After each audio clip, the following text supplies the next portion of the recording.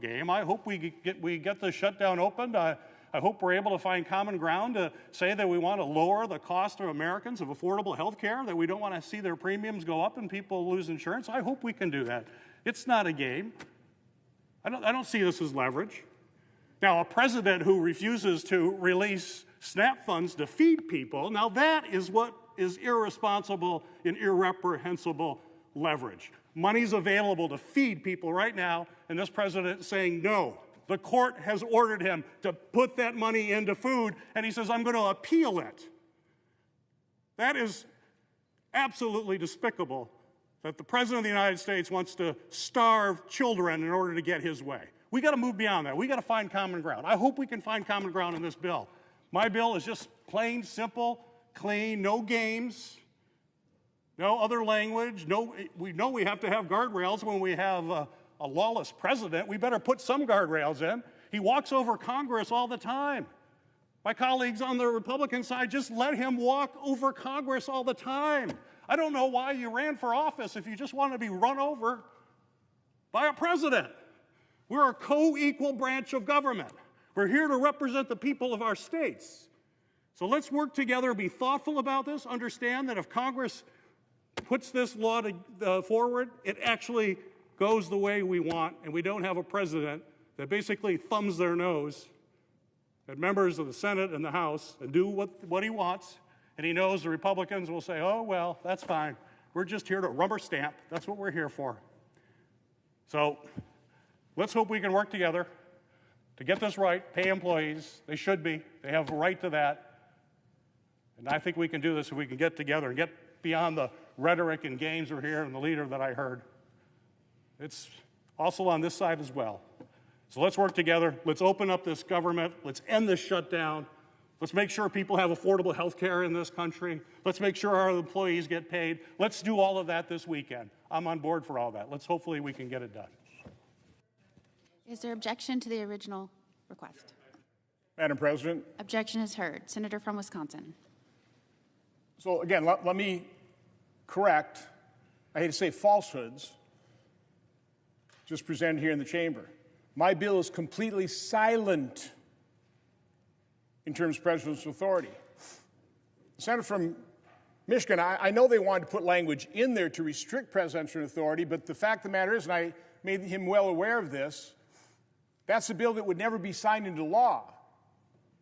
So if you're serious about actually paying the workers, you'll recognize the fact, admit that my bill is completely silent. It does not add, it does not detract from presidential authority. There's nothing in the bill that does that. Secondly, we tried to come accommodations with a number of senators from the other side for a couple weeks. Pretty much fell on deaf ears. So again, I know it is unfortunate that he objected right now, and if we proceed and vote and actually get on the bill, and I hope at least we do that, that will take quite some time. So since he's already objected, what I am happy to do, not happy, I'm very disappointed I'm going to have to do this, but we'll look at their language. If it's acceptable, and again, if he is doing anything with presidential authority, adding or detracting, that won't be signed into law. It's a fruitless exercise. But if we can accept their language, we'll look at it, and then maybe we can come back down here, do another unanimous consent request, and pass this today. That is what I hope we can do. So we'll look at the language. It's very unfortunate we didn't pass it right now, but maybe later this afternoon we can do so. With that, I yield the floor. President. Senator from Oregon. I appreciate that my colleagues from Wisconsin and Michigan are striving to find a path to make sure that folks are paid. Folks who are working should be paid. Folks who are furloughed should be paid. But here is the problem with the proposal from my colleague from Wisconsin. And that is we have a president right now that is violating the Constitution. Every time you hear the President of the United States say hey, I'm ending that program because it's not in alignment with my priorities. Or a cabinet member who says, we're going to kill those grants because they're not in alignment with the president's priorities. What you are hearing is an authoritarian statement in violation of the Constitution. So in recognition, we have an out-of-control tyrant in the Oval Office violating the Constitution. We have a responsibility right here to defend the Constitution. And that's exactly why my colleague from Michigan put those protections into the bill. If you have a president who chooses what programs are funded and not, that is an authoritarian country. And that's what we have right now. The whole vision of our nation was founded on these senators and these House members coming from different districts and different states with different life experiences and different geographic interests and bringing them to forge a consensus or forge a vision of how to address the challenges in every part of our nation. Not to have one person down Pennsylvania Avenue who knows a little bit about New York and a little bit about Florida, has a certain one point of view, be a tyrant. Martial law would be empowered by the proposal from Wisconsin. And that's why my colleague from Michigan was absolutely right to ensure we here in the Senate defend the Constitution. Thank you.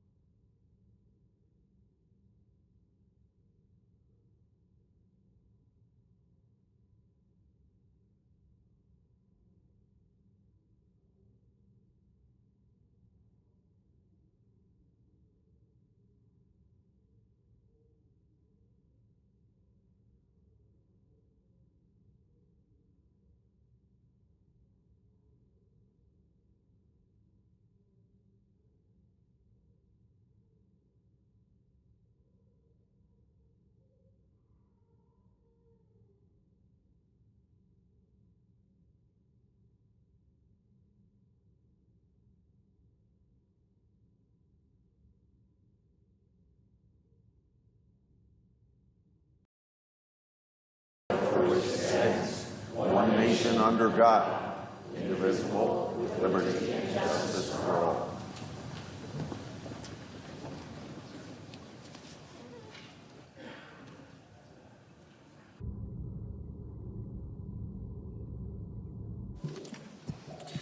Under the previous order, leadership time reserved. Under the previous order, the Senate will be in a period of morning business with senators permitted to speak therein for up to 10 minutes each.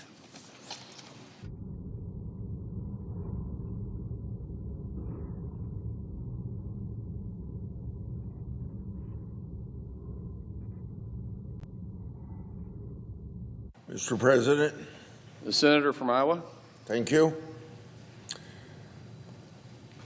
I came to the floor of the Senate earlier this year warning my colleagues that the leader of one of the subdivisions within the country of Bosnia and Herzegovina, Mr. Dodik, was ignoring rulings by the national level Bosnia court. He was threatening to have half the country secede, which of course dredged up memories we should never forget about the war and the genocide in those countries in the 1990s, in which many Bosnia Iowans lost family. Well, I'm glad that he has since complied with the court ruling by stepping down from his position as leader of the RS entity and walked back some of his destabilizing actions. In return, the United States has dropped sanctions against Mr. Dodik and his family. Now, I'm all for rewarding this good behavior, but there are very good reasons to believe that Mr. Dodik has not seen the errors of his ways. Mr. Dodik since falsely alleged that he was still the rightful president of RS, questions whether Bosnia and Herzegovina should continue to exist, and can you believe this? He was photographed embracing Russian Foreign Minister Sergei Lavrov in Belarus. Mr. Dodik should be on notice then that the United States is watching to see that he stays on the straight and narrow that he wants us to believe that he is on. I can assure you that this senator will be on the lookout for any destabilizing actions that threaten the peace in Bosnia. And I will work with the Trump administration to make sure that all actors in the region respect the Dayton Peace Accords that ended the violence and genocide that took place in 1995. I yield the floor. Suggest Sampson. Clerk, call the roll. Ms. Alsobrooks.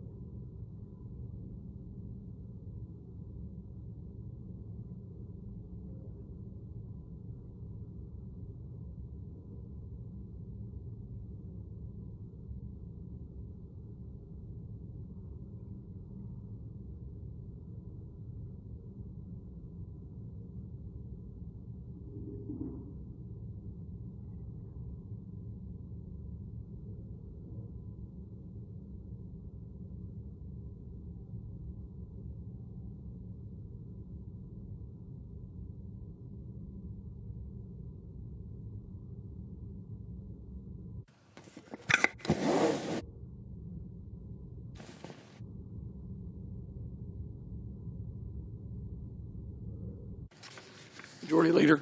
Thank you, Mr. President. Mr. President, I move to proceed to calendar number 168, H.R. 5371. That is in a quorum call. Mr. President, I ask unanimous consent that the quorum call be suspended. Without objection. And I move to proceed to calendar number 168, H.R. 5371. Clerk will report. Motion to proceed to calendar 168, H.R. 5371, an act making continuing appropriations and extensions for fiscal year 2026 and for other purposes. Thank you, Mr. President.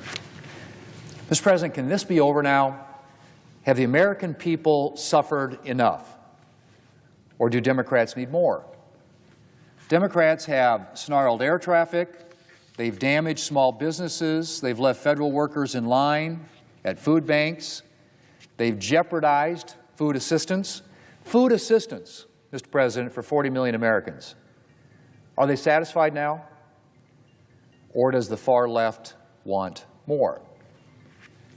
Surely Democrats have hit enough milestones. The election is over. Democrats now have the extremely dubious honor of being responsible for the longest government shutdown in American history. So the question is, Mr. President, can the American people get a break now? Democrats should be embarrassed. Embarrassed that federal workers are lining up at food banks and missing bills and in danger of losing homes or cars because Democrats can't summon enough members to support a clean, nonpartisan funding resolution. That's right, Mr. President, a clean, nonpartisan funding bill sitting right here at the Senate desk. We've not asked Democrats to support a single new Republican policy. We haven't asked them to support a single partisan policy rider. We simply asked them to extend current funding levels for a few weeks so that we could have time to do bipartisan work on appropriations bills. The Democrats couldn't take yes for an answer. And on the subject of appropriations, Mr. President, if any Democrats cherish the faintest hope of still funding the government through a full-year appropriations process, a process that they've displayed, or I should say delayed, for 5 weeks and counting, they should vote for the clean, nonpartisan CR today. Mr. President, I realize that Democrats have been under a lot of pressure from their far-left base to keep the shutdown going. And I assume that it was pressure from Democrats' far-left base that saw the Democrat leader flip his position on shutdowns 180 degrees in the space of just 6 months. And I realize that there are a number of Democrats in the Senate who are not just yielding to pressure from the far left, but are themselves members of the far left and are happy to continue the shutdown forever, if it means somehow sticking it, they think, to President Trump. But I'm hoping there are still Democrats out there who can see beyond the political extremism of their leftist base. And I hope there are some Democrats who can take an honest look at the widespread damage that their shutdown is doing and say enough is enough. Thanksgiving is rapidly approaching. Parents are starting to think about what they're going to put under the tree. Do Democrats still want federal employees lining up at food banks at Thanksgiving? At Christmas? And on the topic of the holidays, it's an open question whether people will be able to spend it with their families this year if the shutdown continues.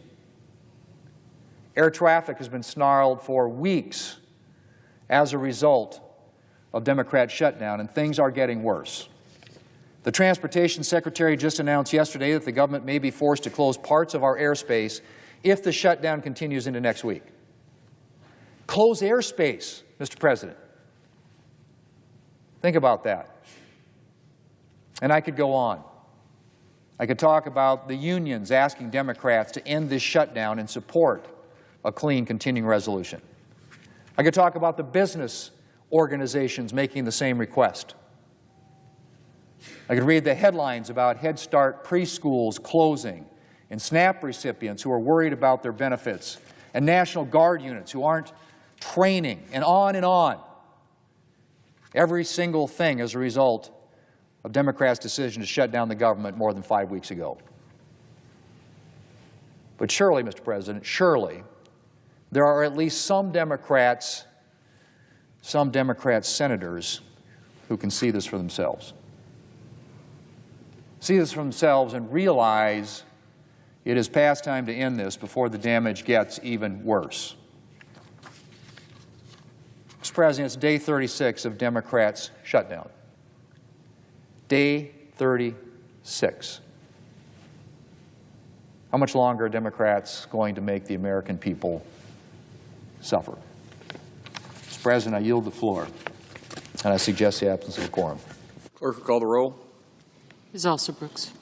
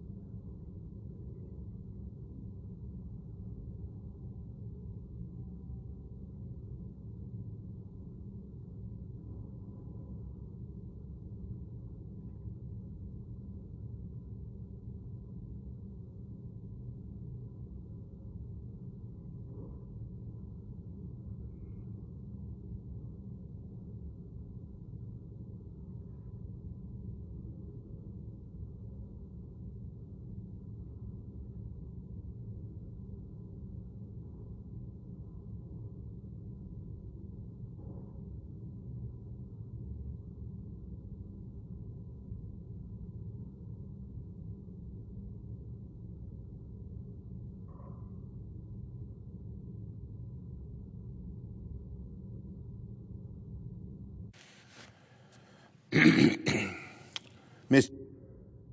Leader. Are we in quorum? I ask unanimous consent the quorum be dispensed with. Without objection.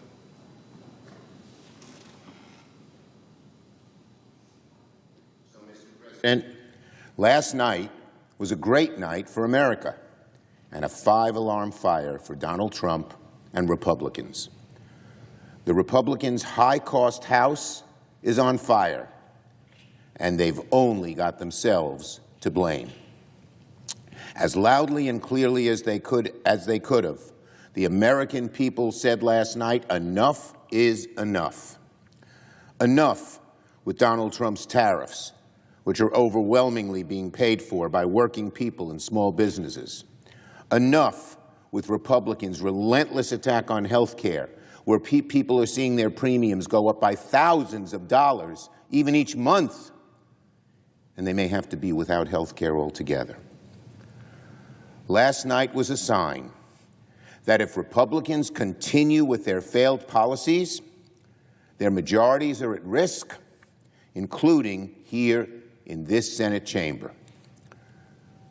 The election showed that Democratic control of the Senate is much closer than people and prognosticators realize. So let me say it again. Republicans' high-cost House is on fire, and they've only got themselves to blame. And by the way, that's not just my opinion. It's Donald Trump's opinion. Last night, he said that the shutdown is a negative factor for the Republicans. When addressing why he had lost, this is what Trump said. The shutdown was a big factor, negative for Republicans. And let me read what Trump said last night. He said, this is Donald Trump speaking, Trump wasn't on the ballot, and the shutdown were the two reasons Republicans lost elections tonight. That's what Trump said. Trump admits that the Republican shutdown is hurting him and his party. The president is right. Americans realize Republicans are responsible for this awful shutdown, now the longest officially in history. What a shameless milestone.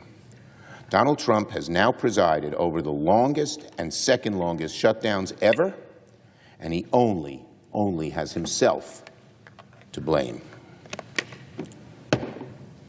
When Leader Jeffries and I met with Donald Trump in the Oval Office last month, we warned him that this would happen.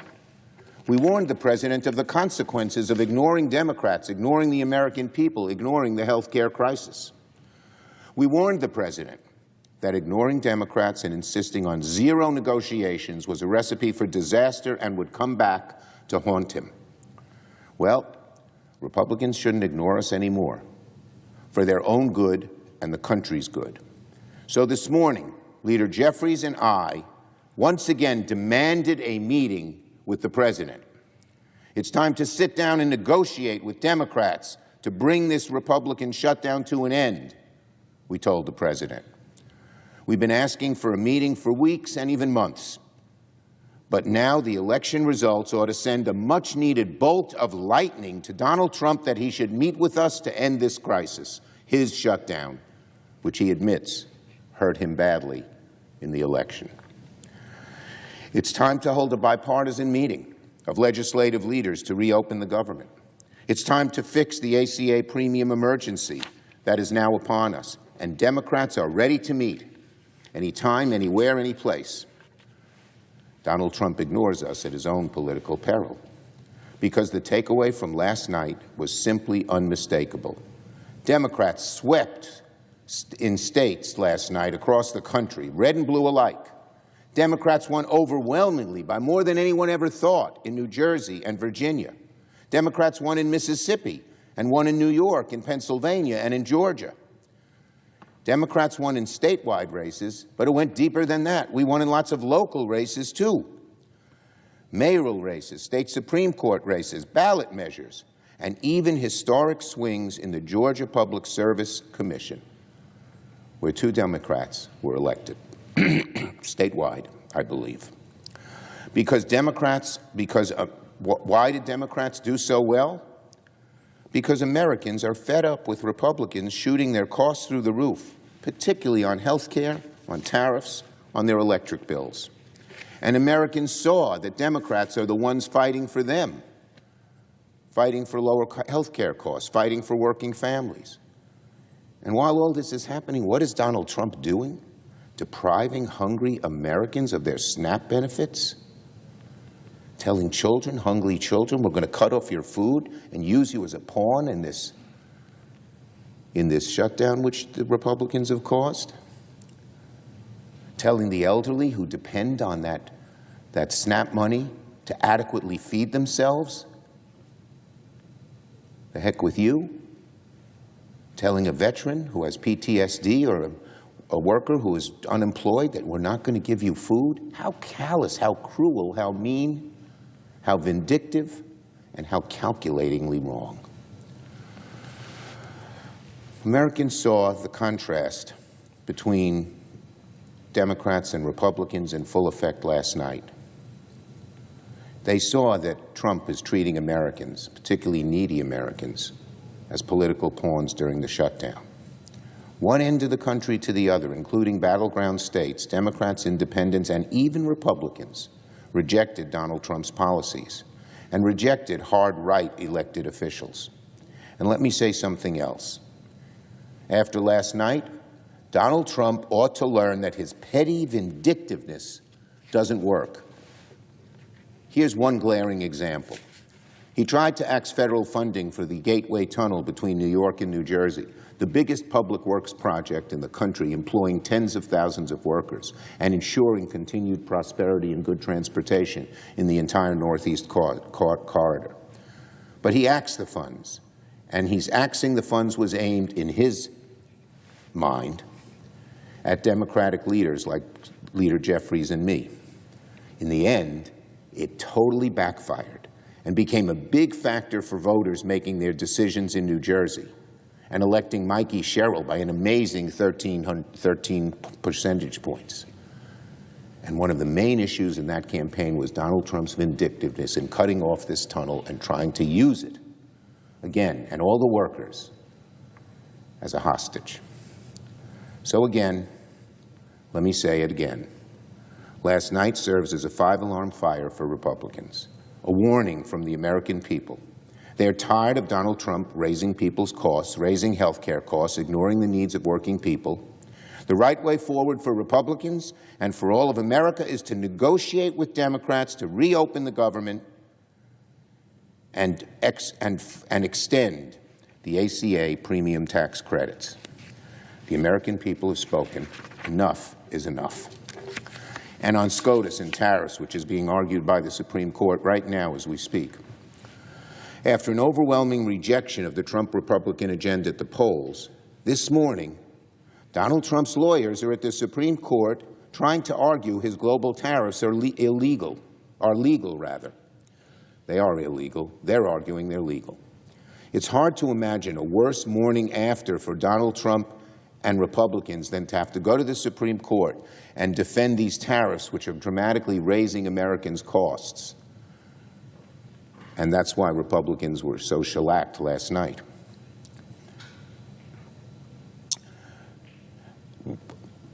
And it led, and maybe the Supreme Court, actually, maybe the Supreme Court will put Donald Trump and Republicans out of their tariff misery by declaring Trump's tariffs illegal, which of course we know they are. Because Donald Trump's tariffs have been one of the biggest tax hikes on American families in recent memory. Poll after poll shows that Americans are paying more at the grocery store. That they blame Trump for the rising prices, and they disapprove of his tariffs. The Supreme Court should do the right thing and strike down Trump's tariffs before those tariffs spiral our economy into even a bigger crisis. And if our democracy is to mean anything at all, we should remember the Constitution is clear as a bell, clear as a Liberty Bell. The power to tax and tariff resides in Congress, not the President, not by unilateral power, not based on some BS emergency declaration. Donald Trump is not a king. He's bound by the Constitution and by his oath to protect the American people and uphold the rule of law. Today, the court should make clear that Donald Trump is not above the law. I yield the floor.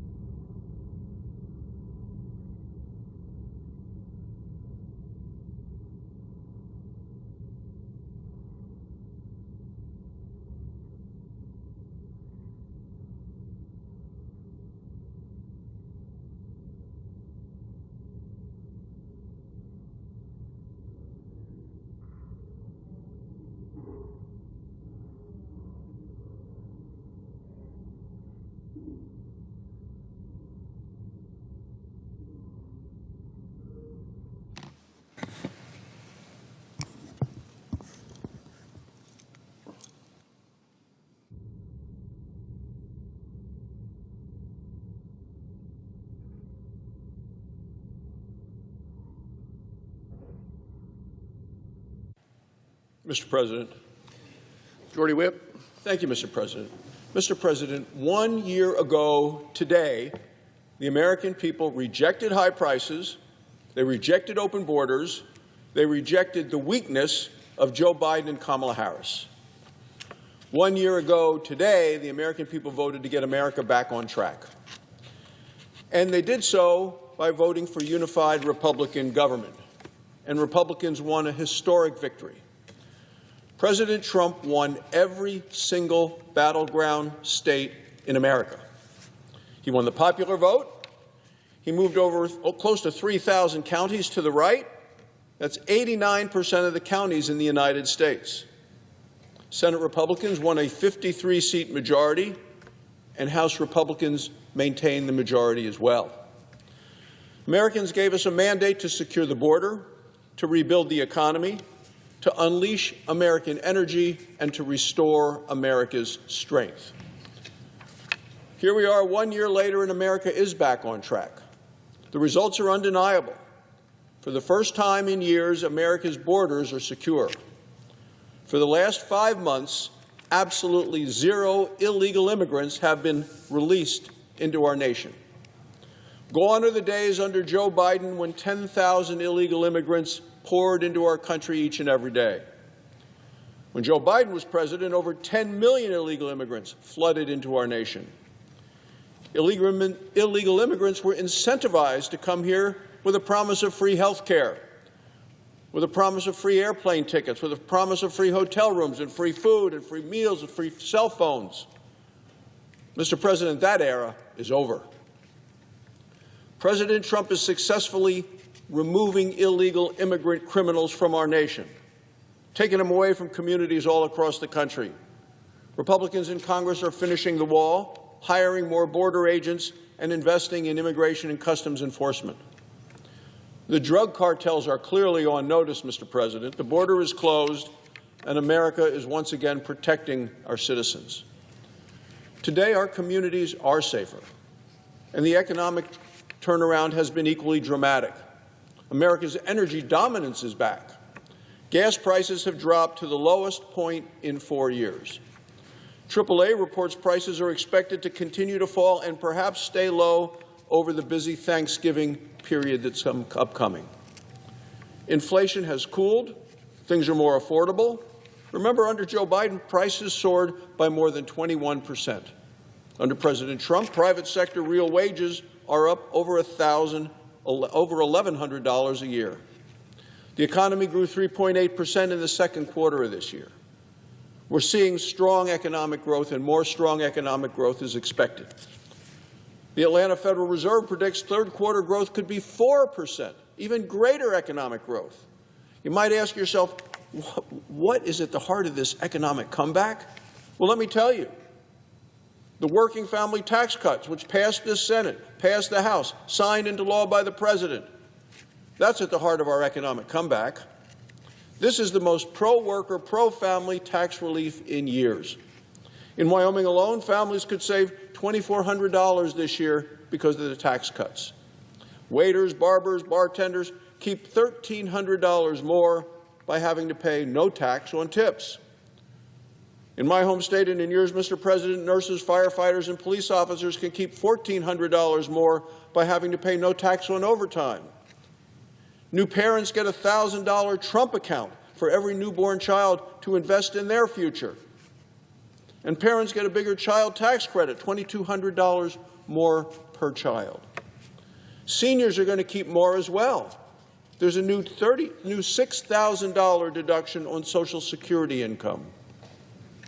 Mr. President, clearly you've heard it, and I've heard it at home as well. Farmers, ranchers, and small business owners getting the relief from the much-dreaded death tax. That's what it means to stand with working Americans. Let's be clear. If the Democrats had had it their way, families would be paying much more in taxes, a lot more. Every single Democrat voted for the largest tax increase in American history. Every single Democrat voted for a $4 trillion tax increase. Had Democrats succeeded, families, seniors, and small businesses would have been financially crushed. Every Democrat voted for the government to take more of people's hard-earned money. Republicans said people should keep their hard-earned money. Republicans voted for Americans to keep what they earn. That's the difference between Republicans and Democrats. So 1 year ago, American voters rejected a weak America and also rejected a dangerous world. Today, that we see the resurgence of American strength. We are defending our interests and deterring our enemies around the world. Military recruitment has surged to its highest level in 15 years. Morale is high. Deterrence is back. President Trump successfully crippled Iran's nuclear program. He strengthened the success of the Abrams Accord. He secured the release of the hostages in Gaza. He ended wars around the world not once, not twice, but 8 times. President Trump is the president of peace, and he's achieving this peace through American strength and leadership. Look, these are the policies that the Americans want, need, and voted for when they elected President Trump, President of the United States, once again. Regrettably, Senate Democrats still can't bring themselves to support the success. They voted against securing the border, against lowering taxes, against strengthening Medicaid, and against everything that helps working families. Here in the Senate, for months, they've delayed hundreds of routine and bipartisan nominees. It was an unprecedented blockade. Now Democrats have set a new, shameful record. Today, they broke the record for the longest government shutdown in American history. Let me repeat that. Today, the Democrats have broken the record for the longest shutdown in American history. During the 36 days of the Schumer shutdown, Democrats have voted against reopening the government 14 times. That's 14 votes against paying our troops, 14 votes against paying our federal workers, 14 votes against paying our air traffic controllers, 14 votes against, 14 times against Border Patrol agents, and 14 times against paying our TSA agents. The Democrat Party has been hijacked by socialists, and now they're holding the American people hostage. Why? Well, it's because the Democrats have become radical and extreme. Gallup pollsters tell us that only 1 in 3 Democrats are proud to be an American. Can you imagine that? Only 1 in 3 registered Democrats proud to be an American. It's half the number it was last year. The party of JFK is gone, and it is now the party of AOC. Democrats are now the party of socialism and censorship, of weakness and wokeness. They tend to even brag about it, as we saw last night in New York. Yesterday in New York City, they elected as mayor a socialist who wants to defund the police, abolish prisons, and give illegal immigrants free health care. That's who the Democrats have chosen as the mayor of New York City. That's the Democrats' vision of America's future. It's a dangerous vision. It's a destructive vision. 1 year ago, Americans chose a better path. They chose safety, prosperity, and common sense. As a result, today, America is moving in the right direction, and we're going to continue to fight to get America back on track. Thank you, Mr. President. I yield the floor.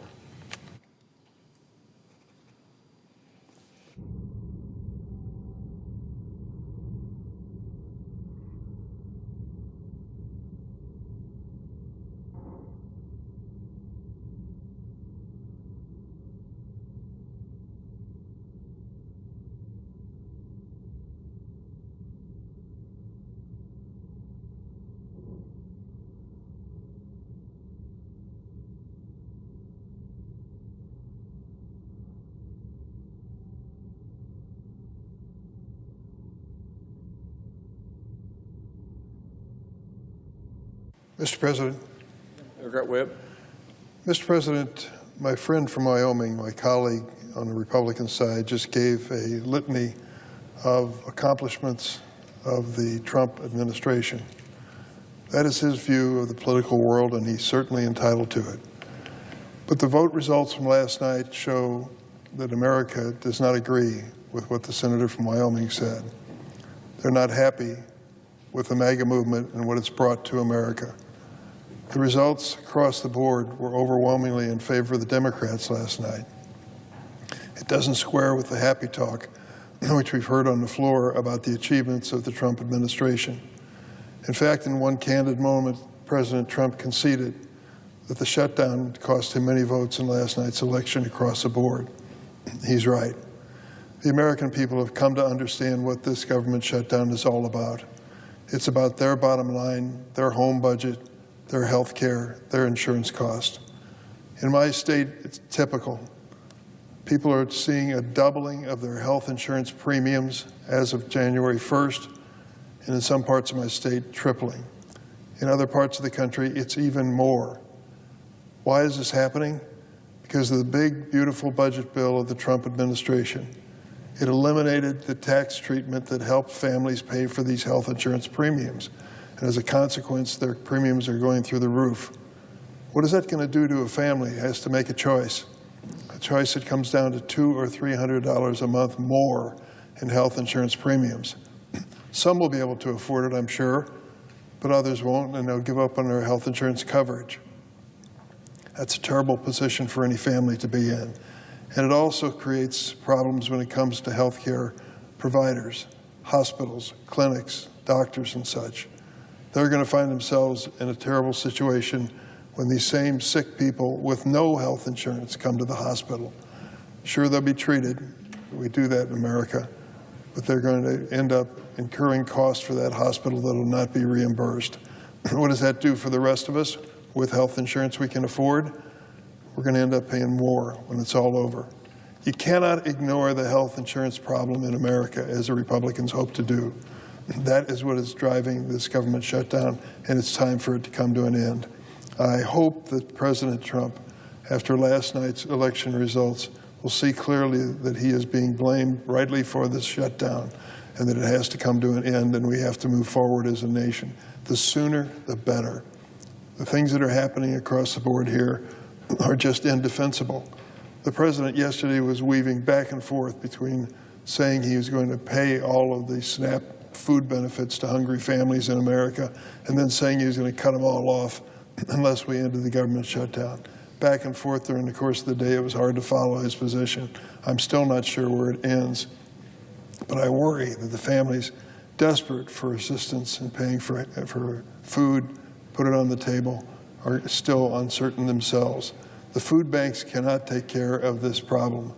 This program, the SNAP program, known as the food stamp program, is critical to feeding America for over 40 million of our neighbors and friends. It is time to make it clear that the payments are going to be made. No ifs, ands, or buts about it.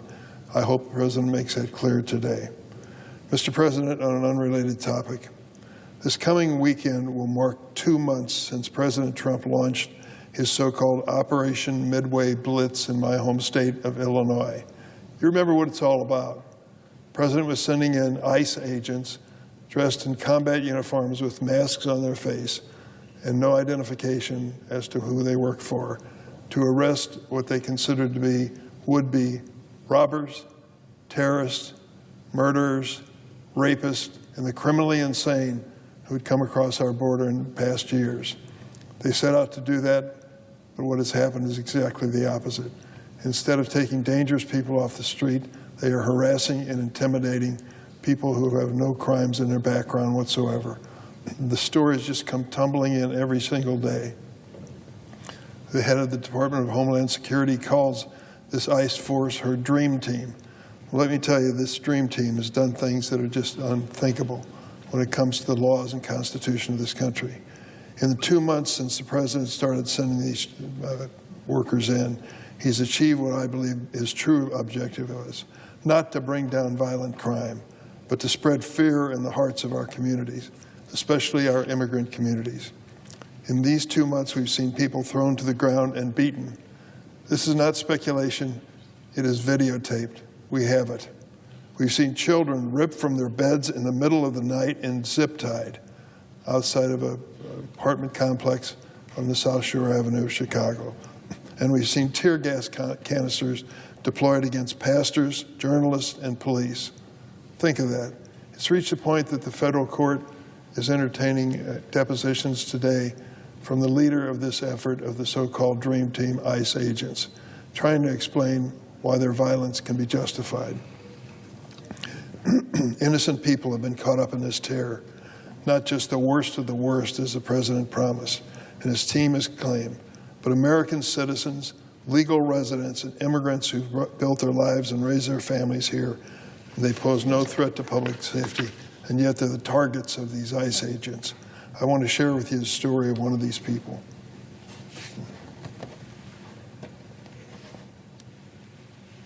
Three weeks ago, Omar Huerta Cisneros, a legal resident of the United States, a green card holder, was going for a walk in the southwest side of Chicago when masked immigrant agents abruptly pulled him into a red car and drove away. Mr. Huerta Cisneros was detained and disappeared by the Trump administration simply for walking down the street as a Hispanic man. What makes this case especially troubling, though, is what happened after they arrested him. Mr. Cisneros has a mental challenge. He's schizophrenic, and he lacks, quote, the mental capacity to reach out to anybody, according to his family. His family only learned of his arrest after footage of the encounter was posted on social media. His family started searching desperately to find him in detention. Now, if this sounds like an extreme case, it is not. It is the usual custom. The ICE agents sweep people off the street and they disappear, sometimes for hours, sometimes for days, sometimes for even longer. There is no way to check on their whereabouts. If you think that sounds like something very unusual, if you watched all the crime shows on TV, what a warrant for an arrest may be, what the arrest process will be, what the Miranda warnings may be, this is totally unusual. The ICE agents are making it all up. They are ignoring the law and ignoring the Constitution. But in the behavior characteristics of the Trump administration, people find only silence when they ask, what happened to that person that you swept up on the street? The family had to resort to pleading to the community and posting these missing person posters on social media to try to find Mr. Cisneros. This is the photograph that they were advertising, asking people, have you seen this man? Can you help us find a member of our family? They finally did find him 2 weeks after the masked federal agents wrongfully arrested him. And where did they find him? On the streets of a suburb of Chicago. Family members believe federal agents just dropped him off, possibly a day after detaining him. But no one contacted the family, and they didn't know where he slept during this time away from home. Unfortunately, Mr. Huerta Cisneros' case is not isolated. Donald Trump has turned federal law enforcement officers into his own personal, secret, masked police force to engage in political theater at the expense of real lives. In that process, the rights and liberties guaranteed by the Constitution, including the right to due process and the rule of law, have been trampled. ICE agents, this so-called dream team, believe they are above the law and not bound by the Constitution. We are on a slippery slope into authoritarianism. Don't believe me? Listen to the president's own words. In a 60 Minutes interview this week, he was asked about sending active duty military into American cities. He responded, I quote, "I can bring in the Army, the Marines, I can bring in whoever I want," and that he could do so, quote, "in a heartbeat," and that, quote, "no judge can even challenge me." He also said ICE raids hadn't gone far enough. Tell that to Mr. Cisneros and his family and every other Illinoisan who's been caught up in these cruel and chaotic raids. To think that this man is a robber, a rapist, a terrorist, a murderer, criminally insane, is just almost laughable if it wasn't such a sad situation exploiting this poor gentleman. In the face of such ugliness, Chicago and the people that live there have shown up to stand up for one another. We saw it in Mr. Cisneros' case. Neighbors helping neighbors, trying to find this man who was disappeared by the ICE agents in Chicago. Over the weekend, we had another example. On Halloween, I joined Governor Pritzker in asking the ICE agents, please lay off the families and kids who are out trick-or-treating. They're being terrorized already, and there ought to be one night in a year when you give them a break. They refused. In fact, they mocked us that we would even ask for that. And then came the incident in Evanston, Illinois, a suburb just north of Chicago. It was an incident which embarrassed a lot of people and worried them that we were moving toward a police state, with the ICE agents going up and down the streets looking for people who were raking leaves, checking on each one of them in terms of their background and their citizenship and their identity. They swept up into this almost everybody who was out in the yard. And at this time of year, everybody's out in the yard. That sort of thing really struck a chord in the city of Evanston. They've responded, and I knew they would, a strong community. Over the weekend, hundreds of donors lined the streets near Evanston Township High School to participate in a food drive for the neighbors. The turnout was so overwhelming, the police had to turn off a traffic light at an intersection to accommodate the line of cars waiting to drop off food. While food was the main draw, Evanston organizers also handed out Know Your Rights cards and whistles along with the toiletries. Those whistles have been used by community members to warn others when ICE agents are in the area. This is what an American community looks like that is organizing to stand together to defend their neighbors. And while no community should have to resort to such extreme, Evanston and other communities across the country have been forced to do it, and they're willingly doing so. For the first time in our nation's history, the flow of federal funds for the SNAP program is halted at the direction of President Donald Trump. To think this president, in order to put political pressure on Congress, is going to cut off the food to disabled people, elderly people, and children is disgusting. The Trump administration has the power to issue 100% of benefits to working families and kids who rely on this program. But the President and the Department of Agriculture are defying court orders and refusing to flip the switch on these emergency funds for circumstances just like this.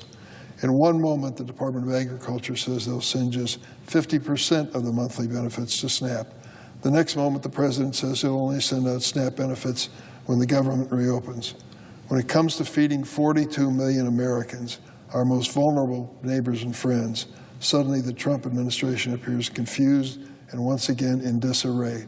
Who in the world is in charge?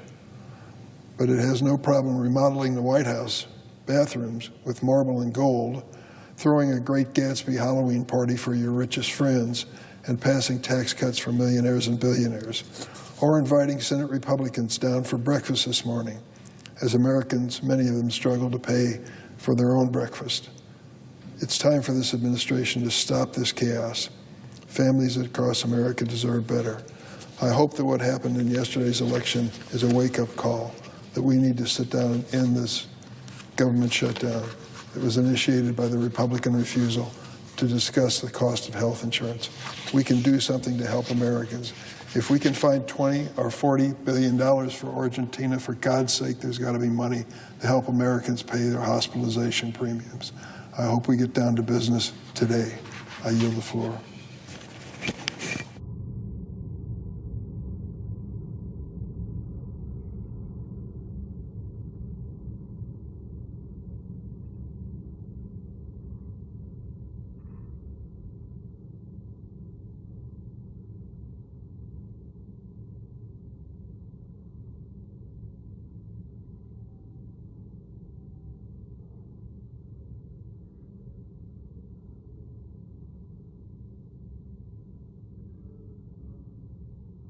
Clerk will call the roll. Ms. Alster-Brooks.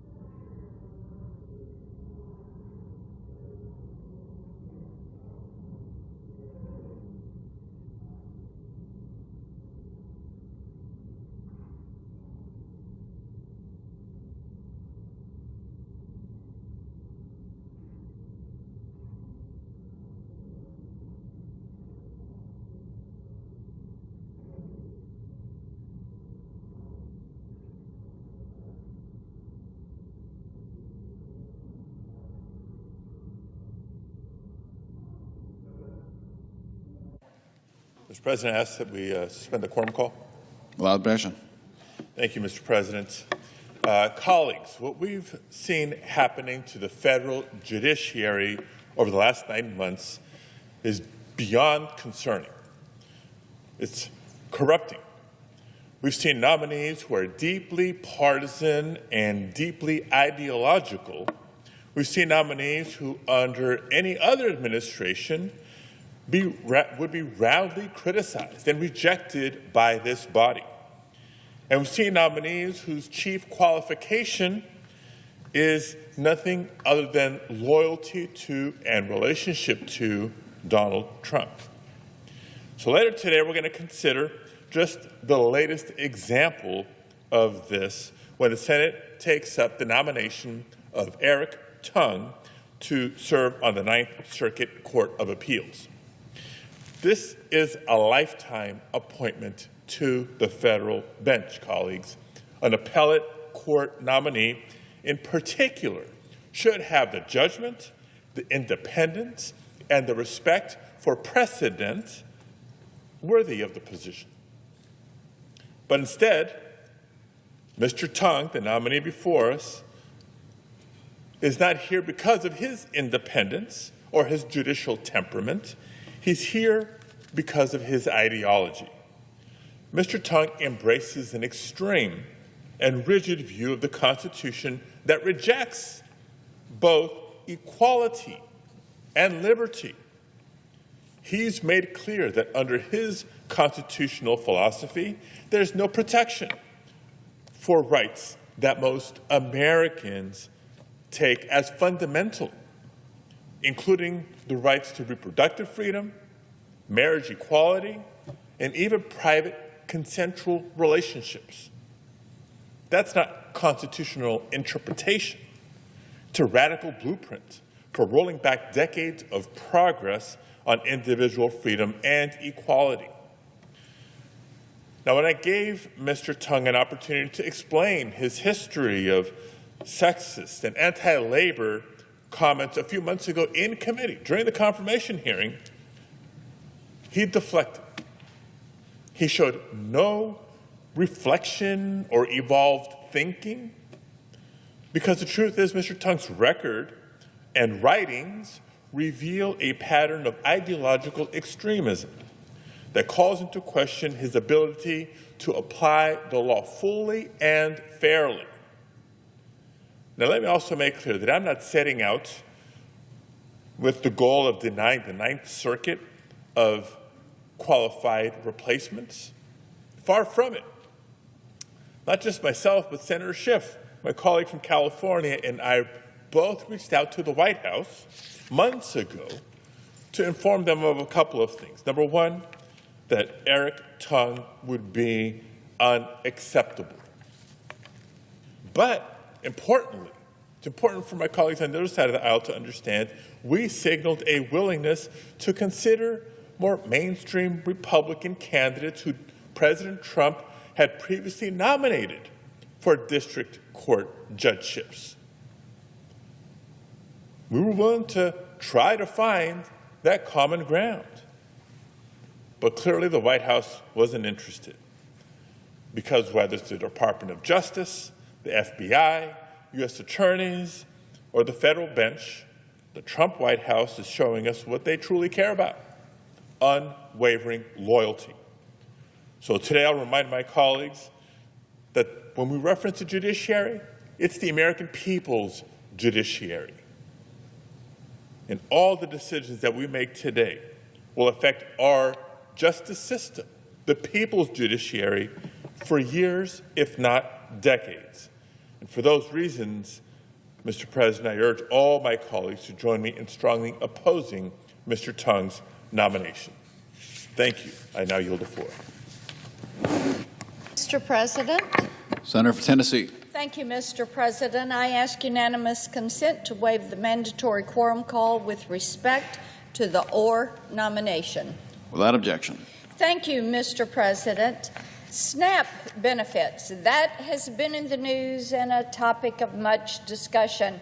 And those benefits for over 40 million Americans lapsed over the weekend because Democrats have chosen to hold government funding hostage for political leverage, their word, at the American people's expense. In other words, they're using the American people as pawns. And because of that, their constituents, and indeed nearly 700,000 Tennesseans, are without their SNAP benefits. So are our Border Patrol agents, our air traffic controllers, and federal law enforcement. They've been working a month now without pay. This is why you have the AFGE and the Controllers Union. They're saying in the Schumer shutdown now. We also know that critical federal assistance from rural development programs to small business loans are out there in jeopardy. Across the country, people and small businesses are all suffering because of Chuck Schumer and his Schumer shutdown. And for Democrats, I think they have wanted this. They planned for it, and they wanted to see it happen, so they got it. Now, over on the House side, the Democrat whip made it very clear during a recent interview, and I quote her. She said, "Shutdowns are terrible, and of course, there will be families that are going to suffer, but it is one of the few leverage times we have," end quote. So to the American people, realize that the Democrats you've elected see you as pawns and leverage and pieces that they can move around a chessboard. As the Senate Democrat leader said at the beginning of the shutdown, and I quote him, "Every day gets better for Democrats." They see this as improving their political chances. And over the last month, his party has voted more than a dozen times to keep the government shut down. And at the heart of their demands is the permanent extension of President Biden's COVID credits under Obamacare. Now, this would be a $450 billion expense to the U.S. taxpayer. Last week, I was on the floor talking about this and about how Democrats are peddling falsehoods to try to justify their Schumer shutdown. They claim that Obamacare subsidies are going to expire. Now, in reality, it is only the Biden COVID credit bonus that will expire. Now, what happened during COVID for the Obamacare subsidies? They took off the income caps, and a lot of people had $0 premiums. And if you were making over $500,000 a year, you too could get a Biden COVID credit bonus and subsidy from the Obamacare exchange. You too could have the U.S. taxpayer picking up the tab for 80 to 90% of your health insurance because they plussed up the credit and they removed the income caps. Now, the original Obamacare subsidies, which, by the way, do not expire, these are permanent, they are in law, the original subsidies continue for people who are at 100 to 400% of the federal poverty level. Now, our colleagues across the aisle claim that the Biden COVID credits are needed to keep the cost of health insurance premiums down. In reality, Obamacare is too expensive to afford without the subsidy. So what they're doing is propping up a broken system. In fact, since 2013, the Obamacare benchmark plan premium has increased by 237%, more than 3 times the rate for employer-sponsored health care plans that most Americans get through their work and from their employer. And as these premiums go up, taxpayers are on the hook to subsidize not the individual, but guess what? The insurance company. The subsidy doesn't go to the individual, it goes directly to the insurance company. Our colleagues on the other side of the aisle need to understand that their fight for government-run health care, which is really what this entire Schumer shutdown is all about, is going to fail. It's time for them to put the American people over and before far-left politics. It is time to reopen the federal government. Mr. President, I ask unanimous consent that the next portion of my remarks be placed separately in the record. Without objection. Thank you, Mr. President. We all are hearing quite a bit about AI and the potential of AI to transform entire industries for the better, to make them more efficient. In Tennessee alone, our advanced manufacturers are using it to become more efficient, to lower cost, and to increase productivity. Healthcare providers are using it to strengthen care, and researchers are using it to discover new treatments. These are all things that are worth celebrating. They're good, and they're yielding good results. But we also know that this emerging technology can be used for harm. Now, in the case of Google, its AI models have targeted conservatives with defamation for years. During a Senate Commerce Committee hearing last week, I presented evidence to Google's Vice President for Government Affairs and Public Policy that his company's AI models have repeatedly fabricated malicious stories about conservative activist Robbie Starbuck. He is a Tennessean, and he is a conservative leader in our state. In one instance, Google's large language model, Gemma, falsely claimed that Starbuck was accused of child rape and that I publicly defended him. Google's AI models have also falsely accused him of being a former adult film star, of facing criminal drug charges, and of shooting a man in Nashville in an argument over a parking spot. In response, Google's VP claimed that hallucinations among their AI models are a common problem, and that the company is working on it, as if this harmful defamation is merely a technical glitch, and they refer to it as a hallucination. In fact, there seems to be a pattern of malicious lying and fiction when it comes to conservatives. So I asked the AI model, has Marsha Blackburn been accused of rape? The answer to this question, of course, is an unequivocal no. I never have. Yet, Gemma fabricated an entire outlandish criminal allegation against me. It had a massive story about a race in 1987, which didn't happen, and of accusations of improper conduct, which did not happen. And it also came forward with an alleged victim. It was all malicious. It was all made up. It was all a lie. Yet, Gemma even generated fake links to fabricate news articles to support the defamatory claim. And of course, the links didn't work.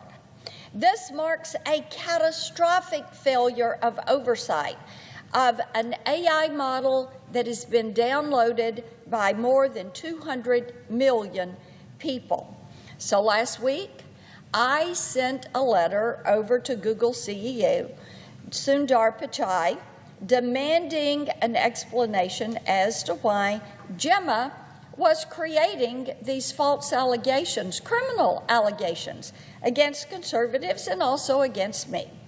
And I also asked for a list of steps the company is taking to eliminate political bias and defamatory content from its models. Now, Google has not responded to my letter.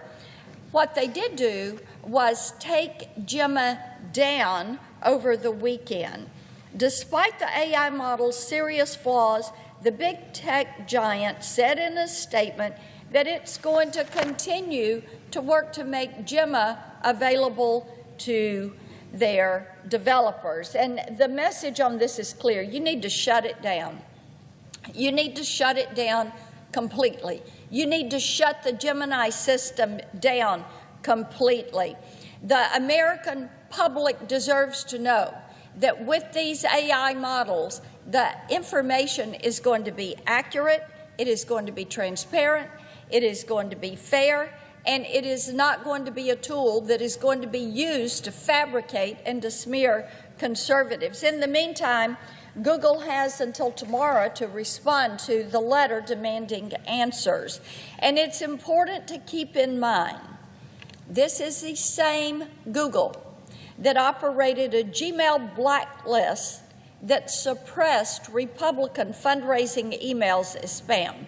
And it's the same Google that manipulated search results about the 2024 election to benefit Kamala Harris and to harm President Trump. And it's the same Google that suppressed search results of the attempted assassination of President Trump in Butler, Pennsylvania. Big tech has waged a war on conservatives for too long.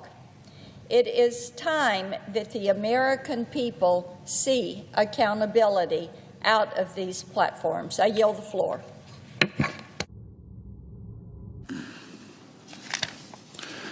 Under the previous order, the Senate will proceed to executive session and resume consideration of the following nomination, which the clerk will report. Nomination, the judiciary, Eric Chun-Yi Tung of California to be United States Circuit Judge for the Ninth Circuit. The question occurs on the nomination. Is there a sufficient second? There appears to be. Clerk will call the roll. Ms. Alsobrooks, Ms. Baldwin, Mr. Banks, Mr. Barrasso, Mr. Bennett, Mrs. Blackburn.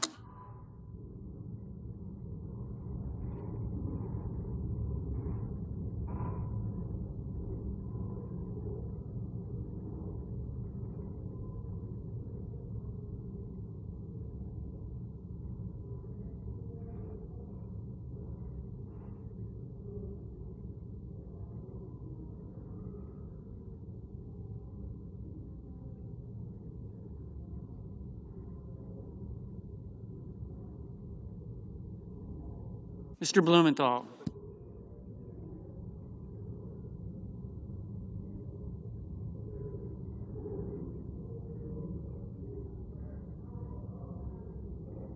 Ms. Blunt Rochester.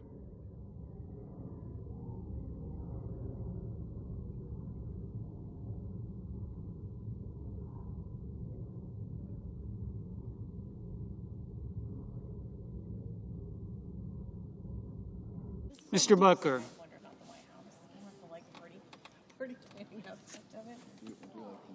Mr. Bozeman. Okay. It's a nice pen, though. Mrs. Britt. Mr. Budd. Ms. Cantwell. Mrs. Capito. Mr. Cassidy.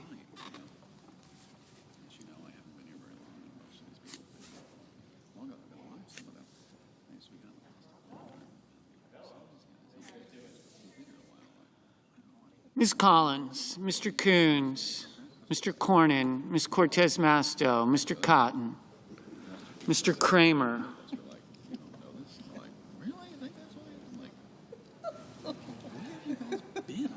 Mr. Crapo,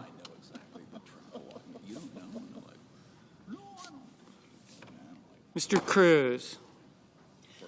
Problem is, you only know this one way, and they're too accustomed to the before, when it wasn't quite as... Mr. Curtis. Mr. Daines. Ms. Duckworth. Mr. Durbin. Ms. Ernst. Mr. Fetterman. Mrs. Fisher.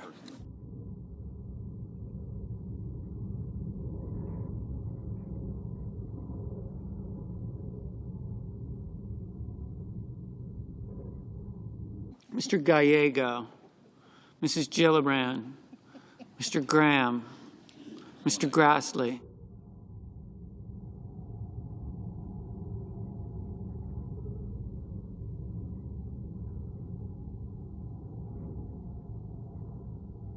Mr. Haggerty, Ms. Hassan, Mr. Hawley, Mr. Heinrich, Mr. Hickenlooper, Ms. Hirono, Mr. Hoven, Mr. Husted, Mrs. Hyde-Smith.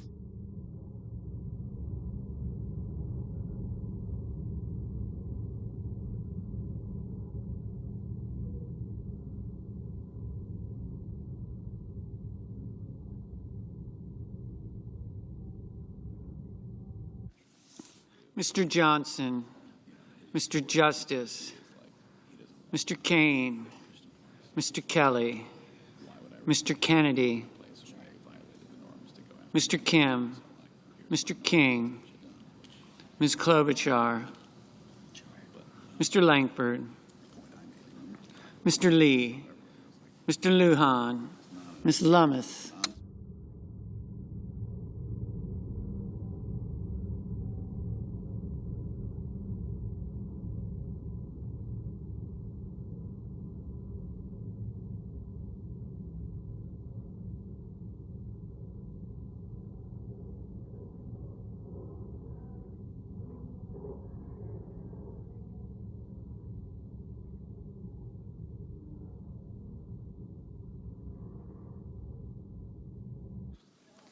Mr. Markey, Mr. Marshall,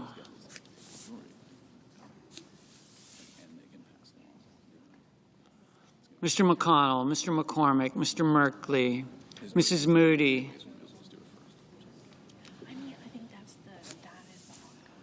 Mr. Moran, Mr. Moreno, Mr. Mullen, Ms. Murkowski, Mr. Murphy, Mrs. Murray, Mr. Ossoff, Mr. Padilla, Mr. Paul, Mr. Peters, Mr. Reed, Mr. Ricketts, Mr. Risch, Ms. Rosen, Mr. Rounds, Mr. Sanders, Mr. Schatz, Mr. Schiff, Mr. Schmidt. Don't just watch the escape. That Trump and MAGA Republicans are using public servants as pawns in their hateful political games. And we are angry that during all of this, the Republicans have refused to come to the negotiating table. The House of Representatives has been out for 6 weeks. They're in a political witness protection program across our nation, refusing to come to Washington to sit down to negotiate on these issues. And Americans are counting the hours that are left to solve this health care crisis for them and their families. They're looking around for help. They're looking around for hope. And they are all looking instead at cruelty, pain, fear. That is the agenda of Trump's MAGA Republican Party. Last weekend, I met with Jeff from Natick, who is fighting stage 4 lung cancer. He pays $35,000 a year for an affordable care, health care plan. $35,000 a year. If he can't keep that insurance plan on December 31st, he will have to pay $3 $300,000 a year. Jeff does not have $300,000. That's about to hit him in about 7 weeks. Barbara, she retired early to take care of her spouse with dementia. Her bill's going from $7,500 a year to $18,000 a year. She cannot afford that. There are 22 million stories like Jeff, like Barbara, 22 million of them, who are facing Thanksgiving and Christmas over the next 7 weeks, and there are no answers for them. 22 million people. That's outrageous. These people are afraid and they're angry. By the way, we saw a lot of that anger come out on Tuesday night. They came out angry. They came out of fear to vote. That's what happened. And it's only going to build and build and build as each day goes by, and we cannot get an answer from the Republicans on how are we going to handle those people? How are we going to give them what they need for those families? And it is very difficult to fathom this abject cruelty of this president, who is happy to force grandma to choose between paying for her prescription and paying for her heating bill, forcing a caretaker to choose between being there for their parent with Alzheimer's or picking up an extra shift, forcing a single mom to choose between paying for a checkup or paying for after-school snacks. And since they have taken over in January, the Republicans have promised that they were going to solve the health care crisis in our country. And all it's done is grow and grow and grow. And they pass a bill to take away all of the health care coverage for all of these 22 million people and then transferred the money to billionaires in tax breaks. They swiped the health care of 22 million vulnerable people for billionaires. Ralph Waldo Emerson, the great Massachusetts poet, said, "Health is the first wealth." And MAGA Republicans and Trump have looted that wealth, that health, for those people. These people are angry and they're afraid. They're afraid. They don't have the backup funding that millionaires and billionaires have. Now, my father drove a truck for the Hood Milk Company. He drove a truck for the Hood Milk Company. I'm his son. And I believe that God created a world where every single person is able to receive the health care which they are entitled to. 3 meals a day, put children through school, keep them safe from illness, give Americans dignity in tough times. Those are the families we're talking to right now.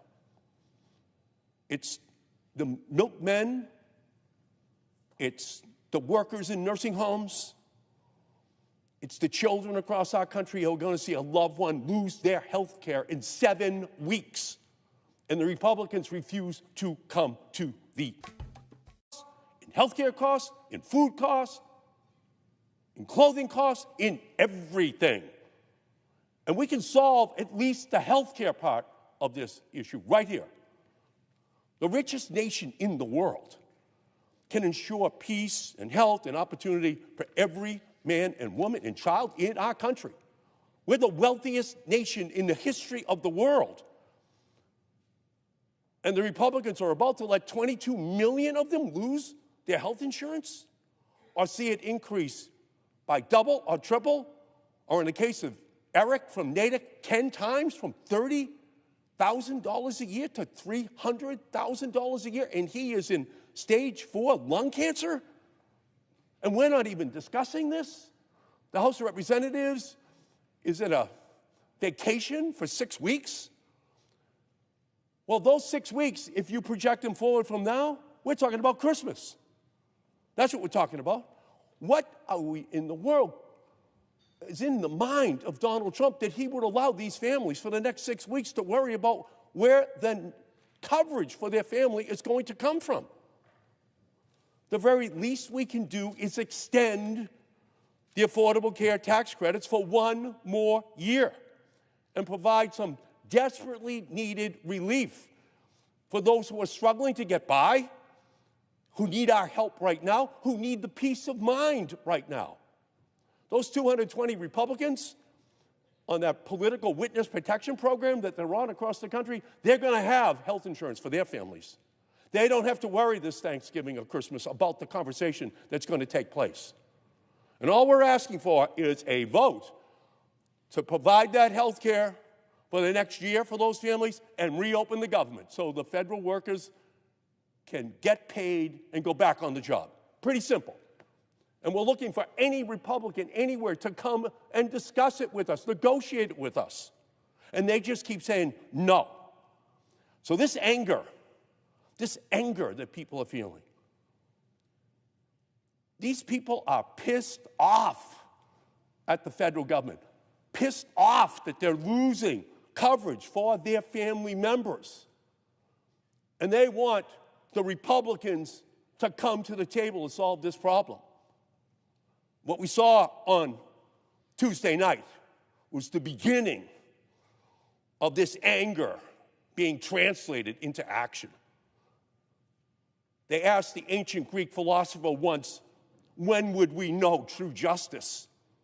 And he answered, we will know true justice when those who have not been harmed are as angry as those who have been harmed.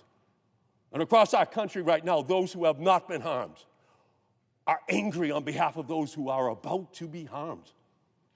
22 million people losing their health insurance, seeing skyrocketing health insurance rates. Families, 42 million of them without food stamps, without SNAP programs for nutrition for their families. People are angry, and they deserve an answer. And all we're asking for is 1 year so that we can negotiate this issue. 1 year so we can give peace of mind to 22 million families that they know they will have health insurance after this Thanksgiving and Christmas. I thank you, Mr. President, and I yield back.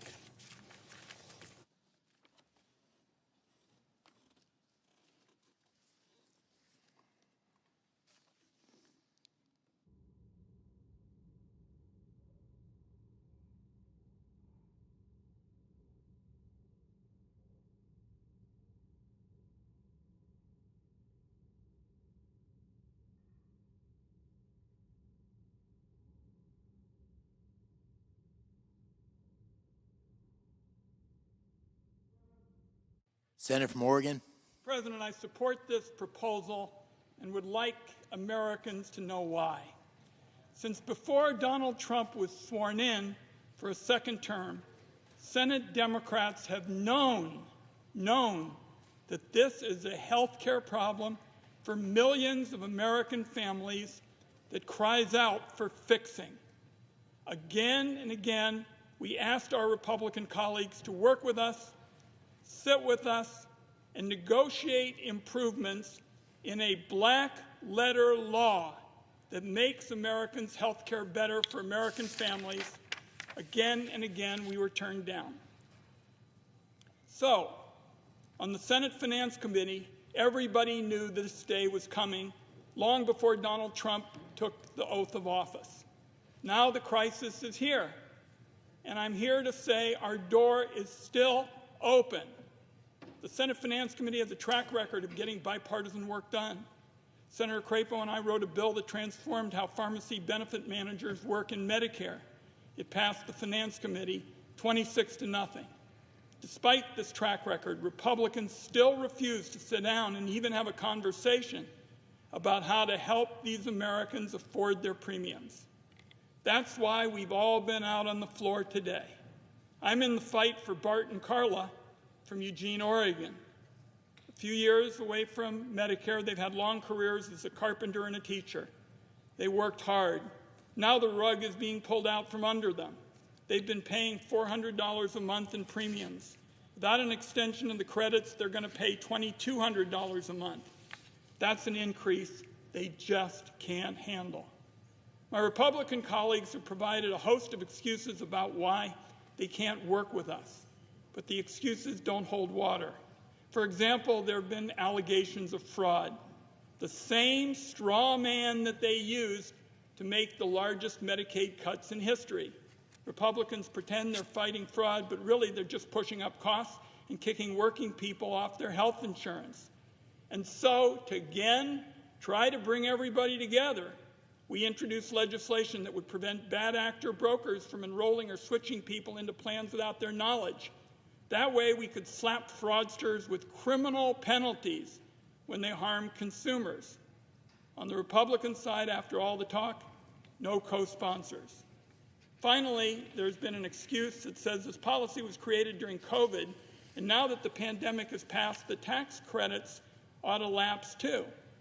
Doesn't make any sense to me. I don't see Republicans coming down to the floor, for example, to say that telehealth benefits for seniors on Medicare should expire because they were created during the pandemic. This is something I feel strongly about. As my friend from Minnesota knows, I wrote that with the late Orrin Hatch on a bipartisan basis again. The first Trump administration used them to great success. Just because a good health care policy was created in a crisis moment doesn't mean it ought to be ripped away from Americans once the crisis is passed, especially when ending that policy would create a new crisis for over 20 million people who no longer will be able to afford good quality health care. Those are just a couple of the Republican excuses. But the bottom line is, over here, we want to protect families' health care and keep premiums from rocketing into the stratosphere. And unfortunately, the Republicans haven't shared that view. My hope is, and we've had an important conversation, appreciate the leadership, Senator Klobuchar, we've had an important conversation about trying to get our colleagues on the other side of the aisle to do the right thing. Join us as we've done so often in the Senate Finance Committee, and lower Americans' health care costs. I yield the floor.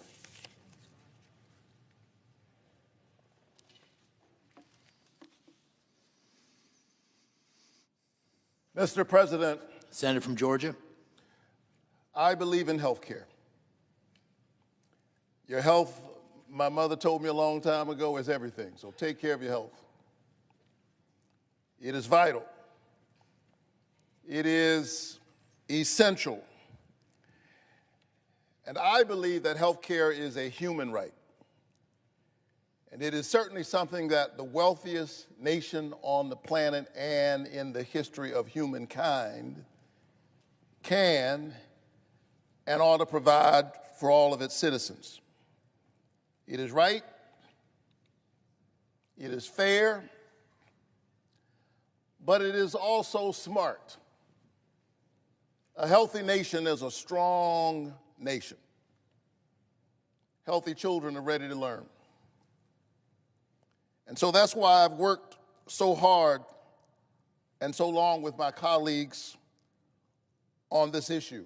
Matter of fact, long before I came to the Senate, I've been focused on this issue of health care, trying to get my home state of Georgia to expand, and I keep preaching that sermon because right now there are more than 500,000 Georgians who are in the health care coverage gap.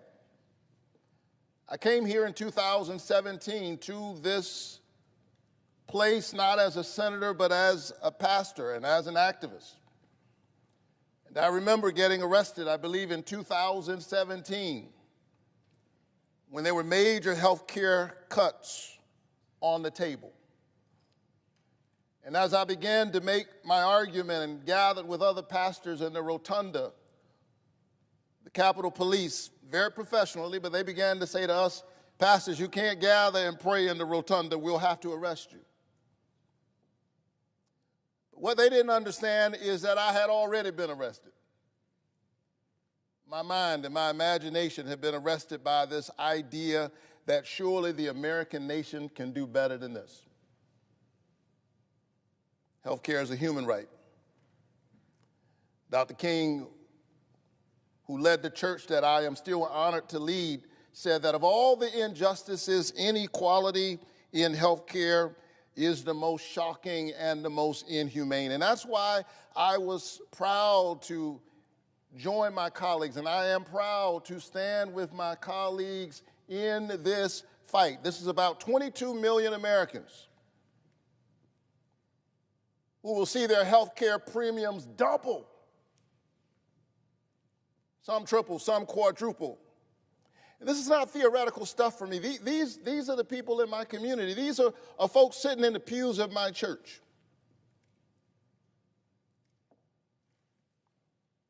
And many of them will lose their health care if something doesn't happen. A few weeks ago, I was at the Evans County Memorial Hospital in Evans County. And I got to tell you, that's a red district. I don't have a whole lot of votes. I got some. Claxton, Georgia, known for the fruitcakes.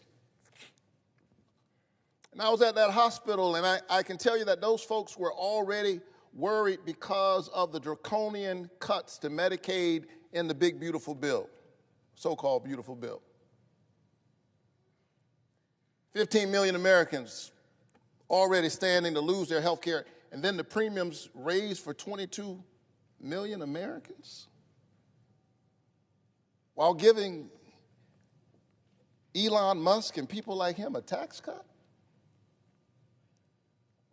That's beyond the pale of partisanship. For me, that's not about Democrats and Republicans. You ask ordinary people on the street if they think that's fair.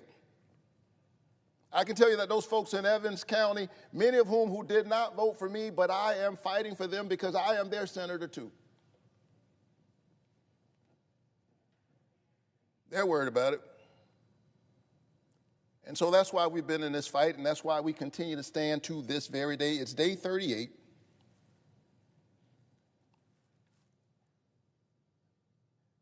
And we're holding vigil because of the pain of the people we represent. And there's a lot of pain to go around. 22 million whose premiums may go up, have gone up. They're seeing it on the portals right now. Federal workers who've been furloughed. The kids who like me, are in Head Start. We've got Head Start centers that are about to shutter because of the government shutdown. And let's be honest, the folks on SNAP were dragged into this fight. They were not a part of this. They were dragged into this fight. There are already legal provisions to make sure that they are cared for, and this administration right now is defying a court order to feed America's hungry people.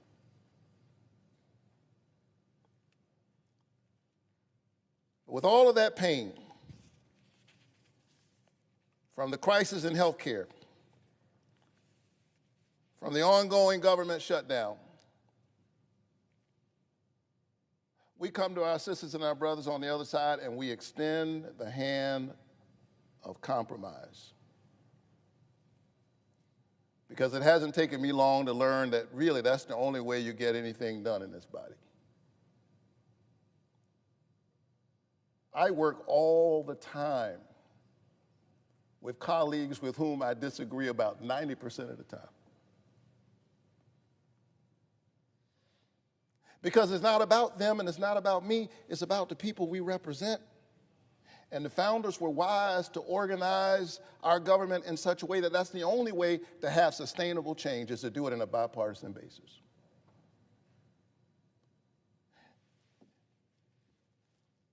And so my colleagues have taken their position, we've taken ours, and here we are at an impasse. But I represent a state that elected me and Donald Trump.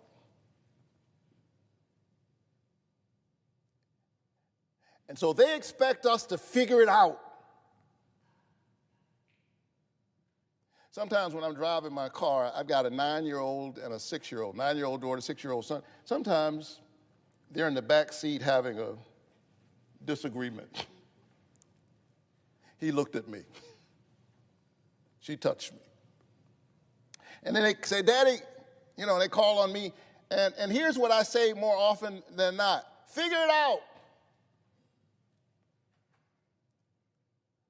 The two of you on the back seat of the car, that's your sister, that's your brother. We're all in the same car. We're trying to get to the same destination. Figure it out. We're all in the same car tonight.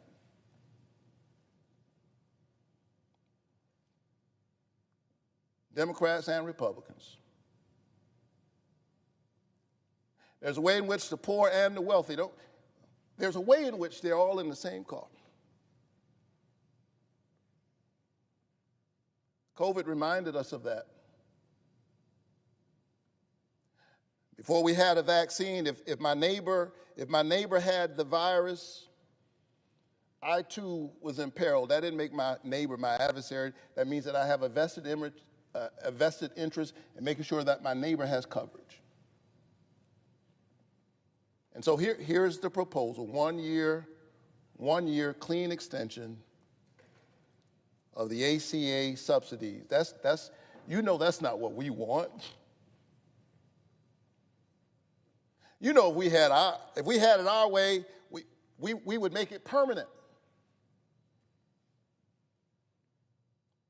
That's not what we fought for 38 days for, a 1 year extension, but we're offering that after standing for 38 days. 1 year extension, and then let's sit down, and in the words of Scripture, let us reason together. Let us have a conversation. Let's reopen the government. Let's extend health care to folks who in real time are opening up the portal and they have sticker shock. And then let's sit down and figure it out, because if we're honest, the status quo is not working very well for anybody. Anybody who's just trying to defend the status quo has not been talking to ordinary people. There are a lot of things that need to be fixed, and we can do that, but we've got to reopen the government and give people a little bit of hope. Give those 22 million Americans hope. Give the 44 million Americans who need SNAP some hope. Give our federal workers some hope. There's an African proverb that says, when the elephants fight, it's the grass that suffers. It's the grassroots in Georgia and all across the nation right now who are suffering, because too often the politicians make the politics about the politicians rather than about the people. Let's center the people. And if we center the people, we will compromise. And we'll figure it out. In closing, Mr. President, nobody believes a Baptist preacher when he says, in closing. I've worked with members of your party on a whole range of things. And at the risk of embarrassing him, Ted Cruz and I even work together every now and then. And I mention him because early in my tenure here, he and I worked on a little thing, just a little provision, to try to get a little bit closer to building out this interstate, I-14. That would run through Georgia all the way to Texas. Same road that runs through Texas runs through Georgia. And if we get that road built out, when it's time to get on that road, nobody asks you, are you a Democrat or are you a Republican? Nobody asks you about your religion or if you have a religious tradition at all. Nobody asks you. Some folks are going to church, some are going to the mosque, some are going to temples, some are going to the park, some are going to the beach, but they all get on the same road trying to get to wherever they're going. There is a road that runs through this American experience. There's a road that runs through our humanity that ought to connect all of us together, that ought to remind us that we all want our children to thrive and we all want our families to have a future. Let us make haste to that road and walk towards a brighter American future. I yield the floor.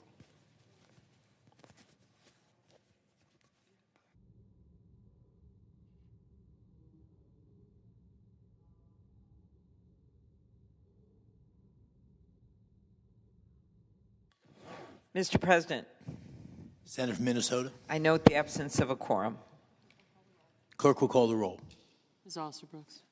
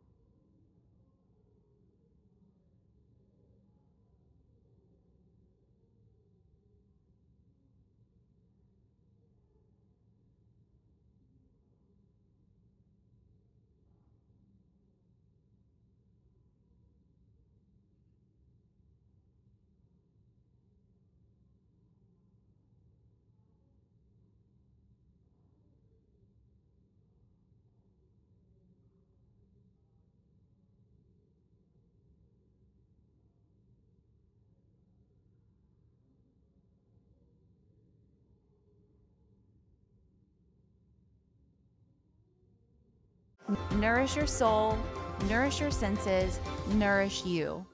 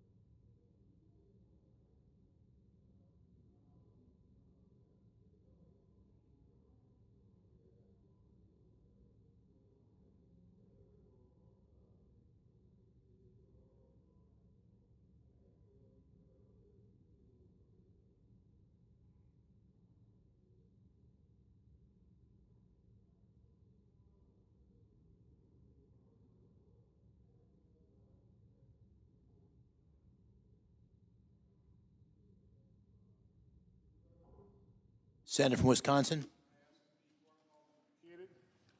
Without objection. Mr. President, I came to the floor 2 weeks ago with a completely nonpartisan, very sincere attempt with a bill that we called the Shutdown Fairness Act to simply pay the federal workers who we were requiring to work. The finest among us, the members of our military, people in federal law enforcement, TSA, the air traffic controllers who keep our skies safe. Now, when I was asking the Senate to proceed to that bill, the senator from Maryland offered an alternative. He called it the True Shutdown Fairness Act. The main difference is his was only going to be for 1 year. My bill's permanent. Permanently stops using federal employees and the American public as pawns in these sick partisan games. The other difference was my bill is focusing on the people we were forcing to work. His bill added furloughed workers.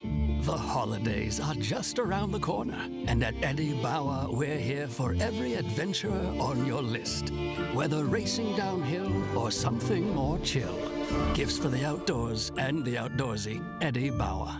Our dysfunction. If you're serious about that, I told the senator from Maryland, vote to get on the bill. I will include that. I will convince our conference to include furloughed workers. Get on the bill. We'll amend it. We'll get this passed. We'll start paying people. He rejected that offer. Now, we started having discussions.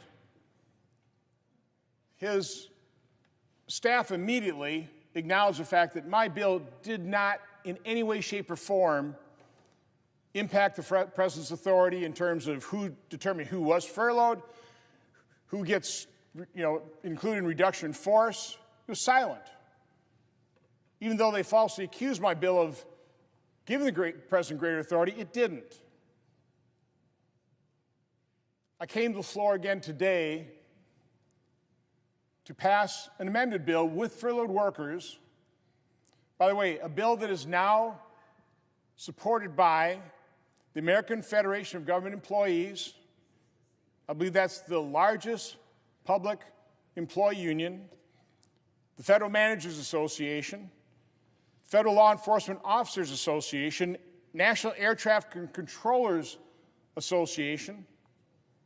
We're going to have the senator from Texas come down and talk about what is happening with air travel as we speak. The International Association of Firefighters, the Association of Flight Attendants. These are public sector unions that generally don't support Republican legislation. What they particularly like about my bill is the fact that it's permanent. It prevents federal workers, and quite honestly, the broader American public, from being used as pawns, again, in these sick political games being played right now with their lives. So, in a few minutes, we're going to proceed to vote on a motion to proceed to my original bill. That's how this works. The leader voted no, so he can bring it up for reconsideration. So we have to bring that bill up. But we already have the language for the substitute amendment, which includes furloughed workers, that has been vetted by, quite honestly, offices, both Democrat and Republican Senate offices, by the Office of Management and Budget, by the public sector unions who have come out in support for it. This is a bill that is ready for prime time. This is a bill that is ready to be passed tonight. Now, it was unfortunate that we couldn't pass it by unanimous consent, because had we done that, the House is on a 48-hour callback, and they will come back. The Speaker has already said they will pass this in the House, and we get our military members, air traffic controllers, these federal workers who keep us safe, we can get them paid. So again, I'm just asking, I'm actually pleading with our colleagues on the other side of the aisle to please vote to proceed to this bill. We will substitute an amendment that includes furloughed workers. We can pass this tonight. If we vote to proceed, we can then vote for unanimous consent to waive all the time agreements, and we could even pass this yet tonight. Make our skies safer. But I know the senator from Alaska has a few words to say, and I know the senator from Texas will as well. So I yield to the senator from Alaska.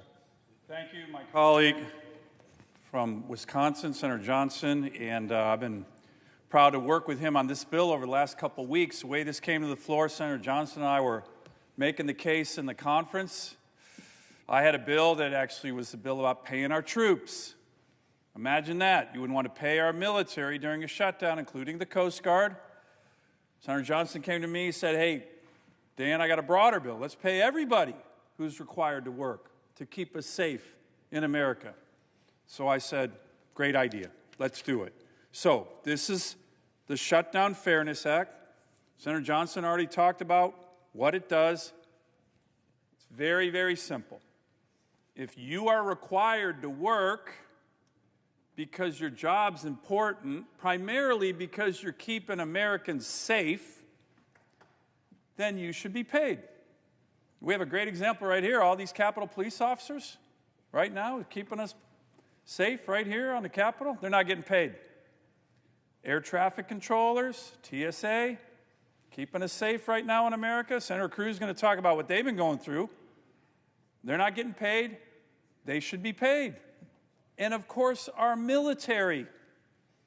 President Trump has worked magic to keep them getting paid, but that's going to run out soon. So this is a very simple bill.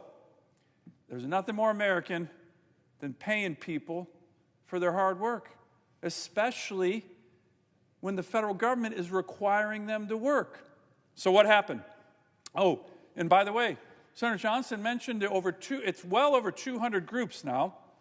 I have the long list of public employee unions, the Teamsters, private sector unions, all kinds of organizations across America are saying to our colleagues on the other side of the aisle, pass the short-term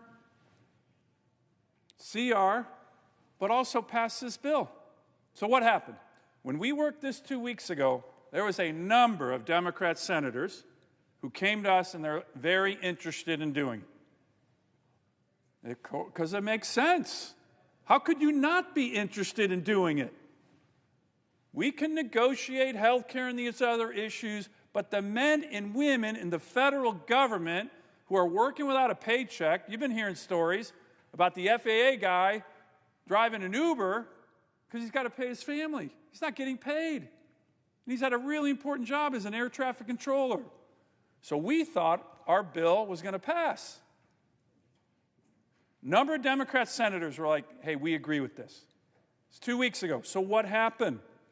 Here's what happened. The same thing that's been happening every night. The minority leader, Senator Schumer, and the Democratic leadership is pressuring the other Democrat senators, don't do it. Don't do it. The pressure comes on them. It's happening right now. The pressure comes on. Don't do it. We got to make sure the left wing of the party's happy. You heard Senator Schumer recently that we're, quote, winning. We are winning the shutdown. I'll tell you who's not winning the shutdown. By the way, I have no idea who he's talking about when he says we, but I'll tell you who's not winning the shutdown. The men and women in America who work for the federal government who aren't getting a paycheck and are required to work. So that's what happened last time. Democrat senators were going to vote for our bill. And the leadership on the Democratic side, because they want to use these people as leverage, convince them, pressure them not to vote for it. So I hope my Democrat colleagues, at least 9 of you, actually it's 8 of you, have the courage to look at your leader and go, you know what? Chuck, sorry, I'm going to pay the Marines. I'm going to pay the Navy. I'm going to pay the FAA. I'm going to pay TSA. And we're certainly not going to use them, as Senator Johnson said, as pawns. Because right now they're being used as pawns. So here's the deal. To my Democratic colleagues, 2 weeks ago, a number of you were going to do this. We had discussions. And then you kind of got pressured to not. Show some courage. Walk up and vote with us to pay the men and women in America, federal workers who are keeping us safe and haven't gotten a paycheck. There's nothing more American than that. Have the courage to do it. I yield back to my colleague from Wisconsin. And I want to thank the Senator from Alaska. He has been so dedicated. He's been so tenacious in making sure the finest amongst the men and women of our military get paid, and then signing on to my effort to broaden this to all federal employees.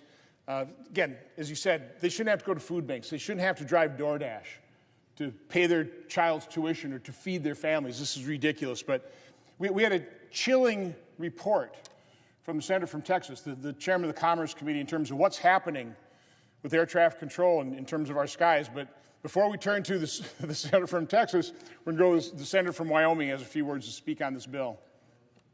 Thank you, Mr. President.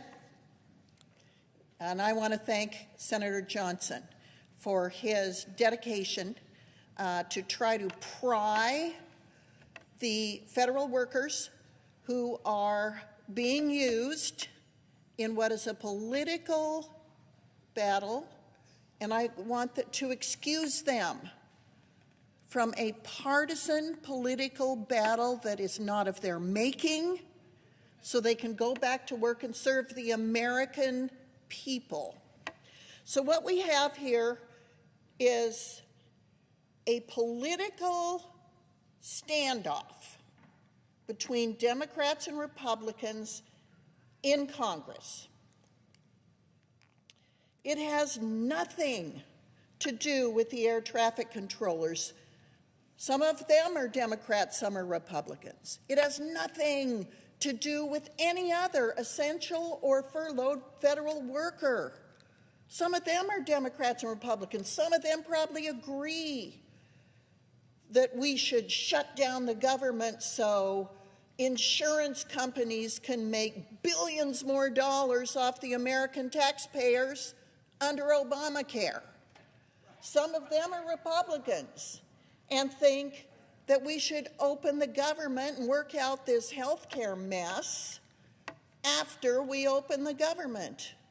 But regardless of that, they're not in a position to make those decisions. We are. So here we are, in the longest shutdown in government history. The Congress is responsible for it. It's political, it's not policy-driven. So since we're going to argue about politics and who's winning and who's losing and who's setting themselves up to have the next president or win the midterms, instead of worrying about whether the airways are safe, whether WIC is funded, whether SNAP is funded, whether workers are funded, whether the military is funded, since we're going to fight over who's going to win the election a year from now, let's excuse the people who are not responsible for this dysfunction from our dysfunction. That's what Senator Johnson is trying to do. Now, we all agree, Democrats and Republicans, that this is not fair to federal workers, people who are in the military, who are air traffic controllers, who are essential, who are furloughed. It's not fair to them. We all agree. What Senator Johnson is doing is finding a way that we can be together on a bipartisan basis, excuse the federal workers from this mess, let them be paid, and let us go on with our absurd partisan political dysfunction if that's what we want. If we want to fight about health care, it's my opinion we ought to do it after we fully open the government. But if we're not willing to do that, let's at least let the federal workers off the hook. I applaud Senator Johnson. I applaud Senator Sullivan. I applaud Senator Cruz. We want to be able to keep Americans safe who are getting in airplanes every day. We want to keep Americans safe who are working in the military. They don't make very much money, especially those young first and second year military employees. And some of those have young families. Some of those have spouses. So I'm telling you, they don't make much money. And then you withhold their pay. Those are the people that are working paycheck to paycheck. Let them out of our political dysfunction. Don't make them suffer for our political misfunction and dysfunction. I want to also thank any Democrat who will listen and be compassionate towards your federal workers in your districts. This is wrong for those of us, whether we disagree about health care or not, whether you want to fund billions of dollars to give to insurance companies for a broken health care system, fine. We can have that debate. But don't penalize the federal workers for our dysfunction, our disrespect for them. Thank you, Mr. President. I yield back. I appreciate the remarks by Senator from Wyoming. I know people are already coming down here to vote, but there are no time restrictions here. This is extremely important. We have a number of senators that want to speak to this issue. We should give them time to speak. Hopefully, to convince our colleagues on the other side to, again, be fair. Think about what your vote means to people that don't want to be used as pawns. Now, I believe the senator from Texas, our chairman of the Commerce Committee, he's got some pretty, as I said, chilling information to relate to the American public based on what is happening if we do not pay air traffic controllers. Senator from Texas. I thank Senator Johnson. It is day 38 of the Schumer shutdown, the longest government shutdown in the history of the United States. Now, Senator Schumer told the world, quote, "Every day gets better for us." Senator Sullivan asked, "Who's the us?" I'll tell you who the us is. This is a partisan political show. It happened because in March, the Democrats decided to be reasonable and allow the government to stay open. And the extreme left wing of the Democrat Party got furious, and Senator Schumer nearly lost his job. And now, the government is shut down because the Democrats want to show the radical left wing in their base that they really, really, really hate Donald Trump. Now, on the Democrat side of the aisle, there's a talking point we actually had in the Commerce Committee yesterday.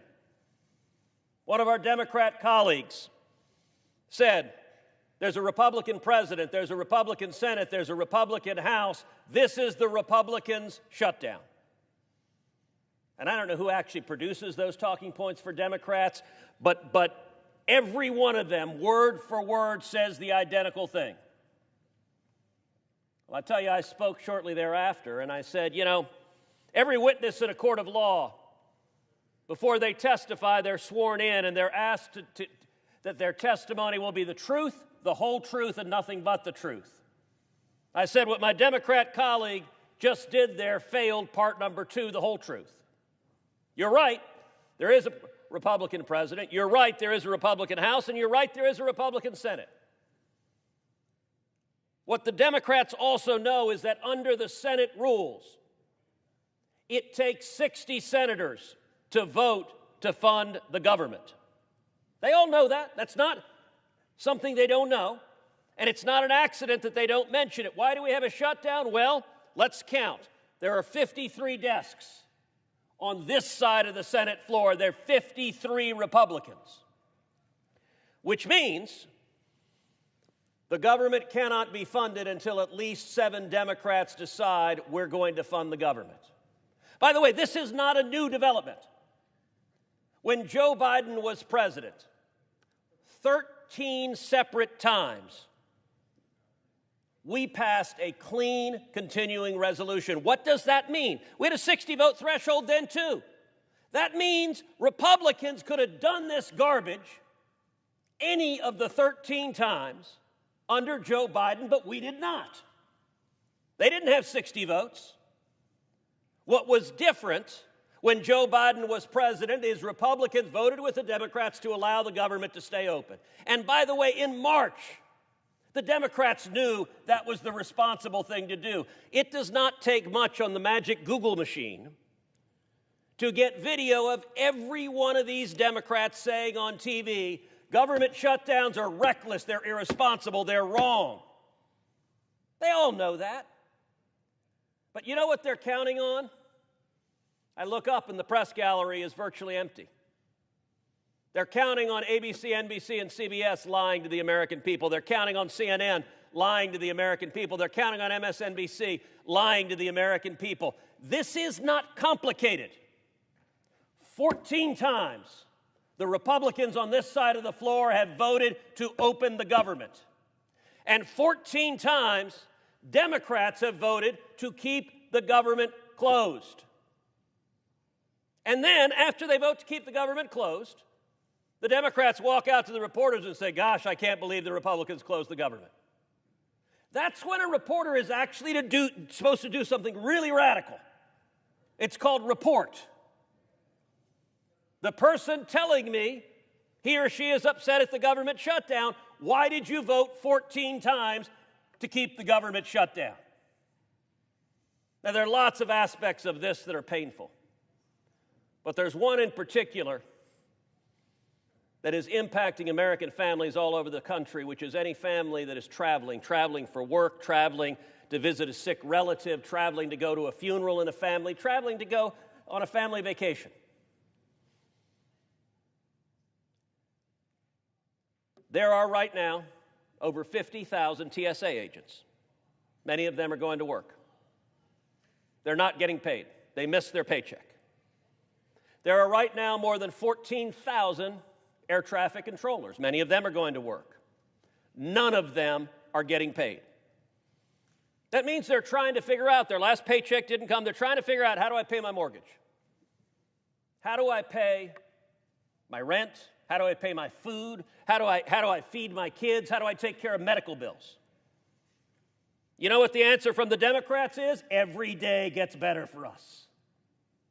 If you're hurting and not getting a paycheck, Senator Schumer's answer, I do appreciate his doing the Mr. Burns tent with his hands. I wish he'd started off with excellent. But that is, in fact, his quote, every day gets better for us. On Wednesday, there were over 15,000 flight delays. On Wednesday, there were over 600 canceled flights.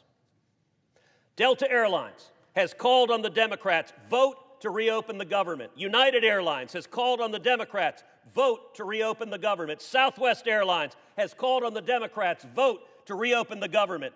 American Airlines has called on the Democrats, vote to reopen the government. The National Air Traffic Controllers Association has called on the Democrats, vote to reopen the government.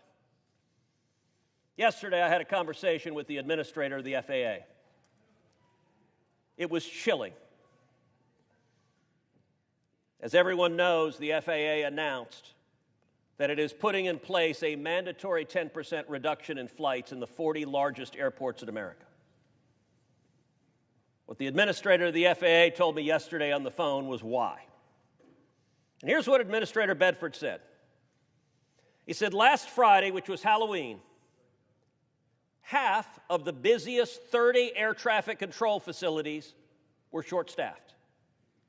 That includes New York, Austin, Newark, Phoenix, Washington, Nashville, Dallas, and Denver. I want you to listen to this next statistic. Nearly 80% of the air traffic controllers in New York City called out. They did not show up to work. Nearly 80%. Senator Schumer represents New York City.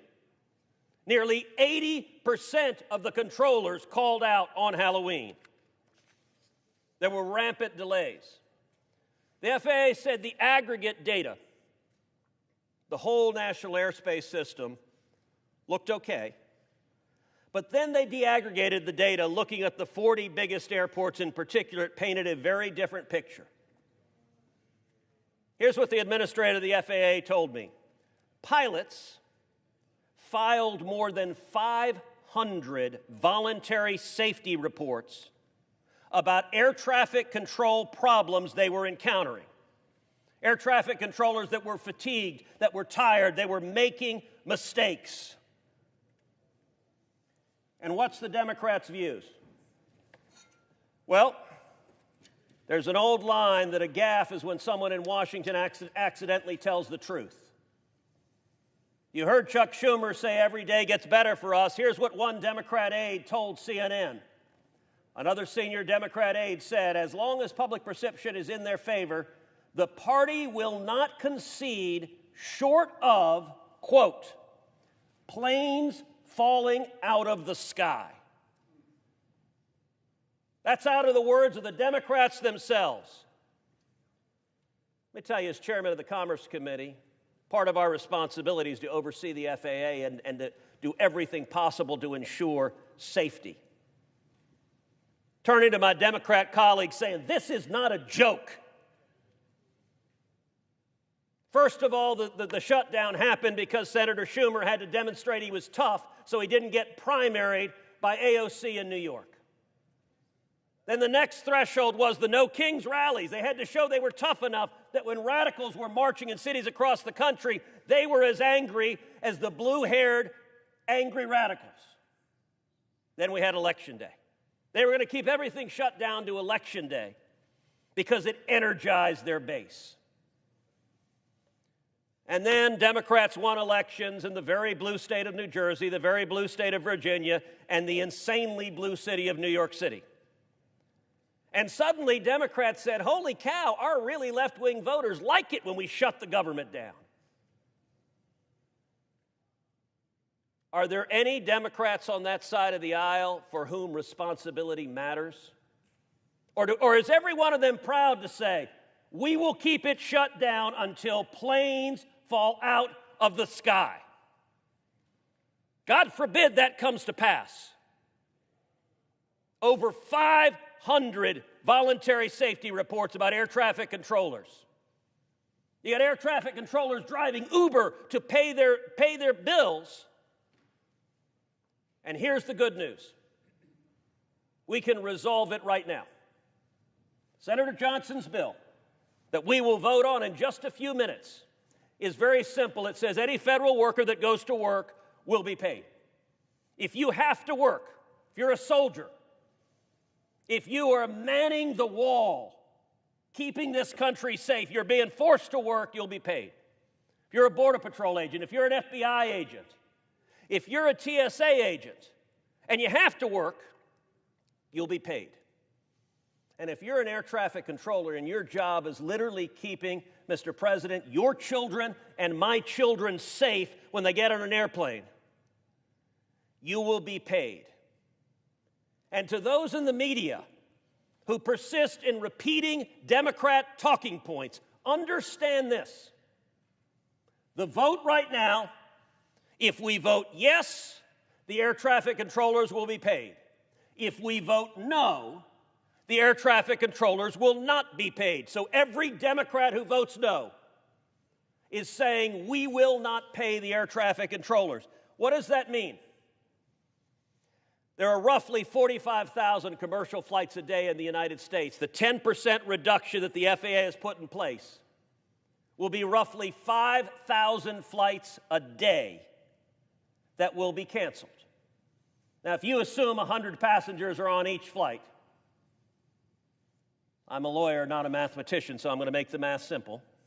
100 passengers, 5,000 flights a day, that is more than 500,000 Americans who will have their flight canceled each and every day the Schumer shutdown continues. More than 500,000.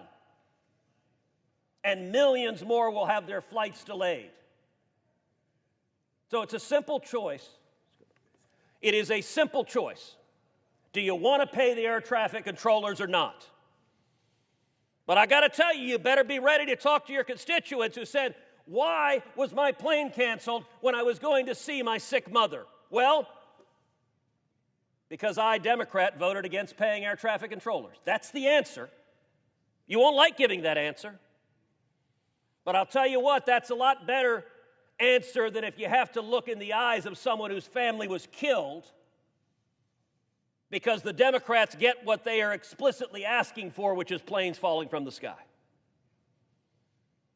The Schumer shutdown, if you are a left-wing partisan Democrat, you say every day gets better for us. I'll tell you who us ain't. It ain't the American people, so do the right thing because every one of you knows it's the right thing. Vote yes, pay the air traffic controllers, and end this ridiculous shutdown. I yield the floor. The senator from Texas for his sobering remarks.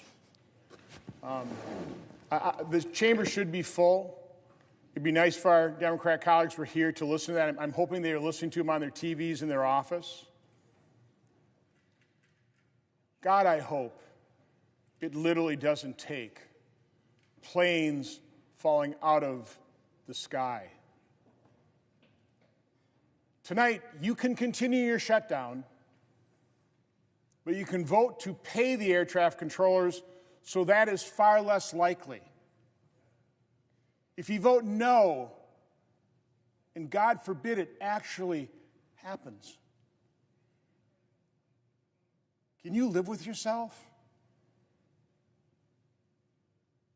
I came to the floor 2 weeks ago in as nonpartisan fashion as I possibly could, begging Democrats to pay people that are forced to work, that are keeping our skies safe, that are keeping our nation safe. 2 weeks later, we haven't done it. This isn't partisan.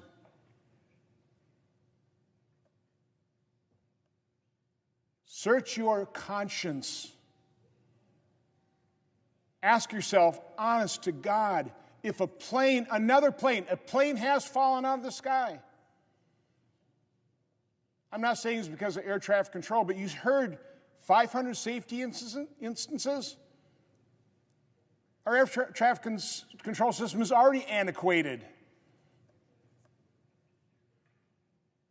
Can you live with yourself if another plane falls out of the sky and more people needlessly die because we were short of air traffic controllers? I know Senator from Alaska has a couple more comments, then we'll turn it over to the Senator from Florida. Well, I just want to thank Senator Cruz, Senator Johnson, for coming to the floor and making this very strong case. And it's about safety, and it's about the American way. There's nothing more American than paying people for the work that they do. We all know that. Again, Senator Johnson's bill is a simple bill. It's about paying the federal workers who are required to work to keep us safe. All these jobs we're talking about are jobs that keep the American people safe. Of course, the military is a big part of this bill. They epitomize the federal workers who are keeping us safe, and they epitomize courage. So do many of our federal workers as well. So I hope my colleagues on the other side of the aisle just show a little bit of the courage that our military displays every day all over the world. just a tiny bit of that courage. Again, to my Democratic colleagues, we know you're getting a lot of pressure from your leadership. Senator Cruz did a great job of explaining the origins of that. By the way, it has nothing to do with health care, it has nothing to do with anything. It has everything to do with appeasing the far left of the Democratic Party, which is rising. So we get that you're under pressure. But you all know that voting for this bill is the right thing to do. I know my colleagues on the other side of the aisle. They're good people. As Senator Johnson just said, have a little bit of conscience and a little bit of courage, the kind of courage that our military displays every day, and vote for the Shutdown Fairness Act right now. Every one of you knows it's the right thing to do, and I hope you do it. I want to thank the senator from Alaska. Yield now to the senator from Florida. The senator from Florida. All right. So, Mr. President, first thing I want to do, I want to thank all the senators that are speaking tonight. I can't imagine voting not to pay somebody. You know, in my state, here's what's happening. We have people that are not getting food. At church on Sunday, the pastor asked if we would actually bring in a whole bunch of food because they knew because of what the Democrats are doing, people would not get their food stamps. So all the food banks, they needed way more food. I was talking to a reporter today in Tampa, and he said the line is unbelievable at one of the food banks he was at in Tampa today. And when I think about these people that are not getting their food stamps, I think of my mom. So my mom was a mom of 5 kids, so we lived in public housing. I never met my dad, and she had to go to farm-to-market stores and ask for food. She never got food stamps, but she had to go ask for food. So just think about what's going on around our country. There's people right now worrying about if they're going to feed a 2-year-old little kid.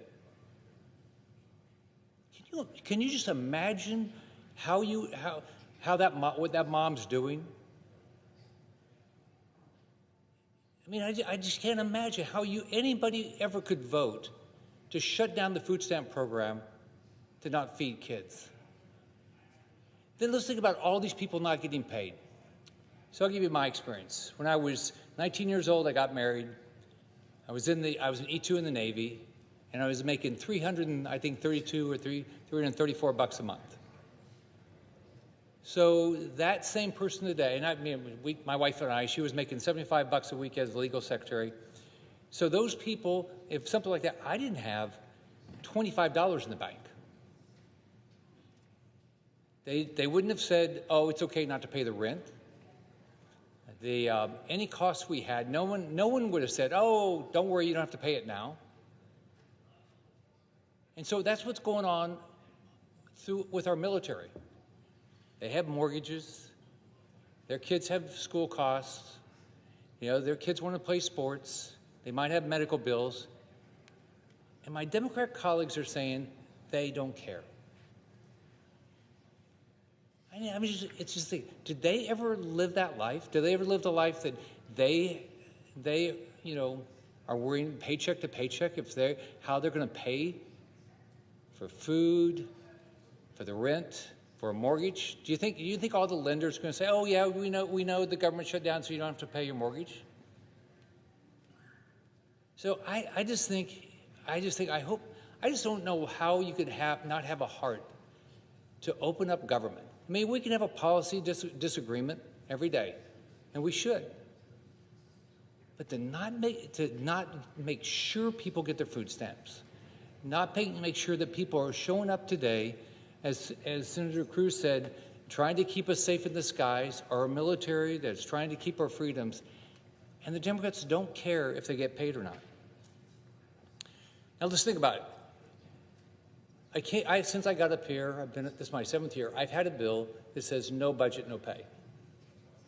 Right? The Democrats have blocked it, including yesterday, because they want to get paid even though they are making the decision that other people don't get a paycheck.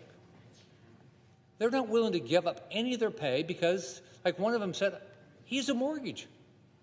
Why would he be expected to give up his pay? Well, they're doing it every day to all of our federal workers. I just can't imagine doing that. So what I'd say to my Democrat colleagues, open the government. Pay our workers.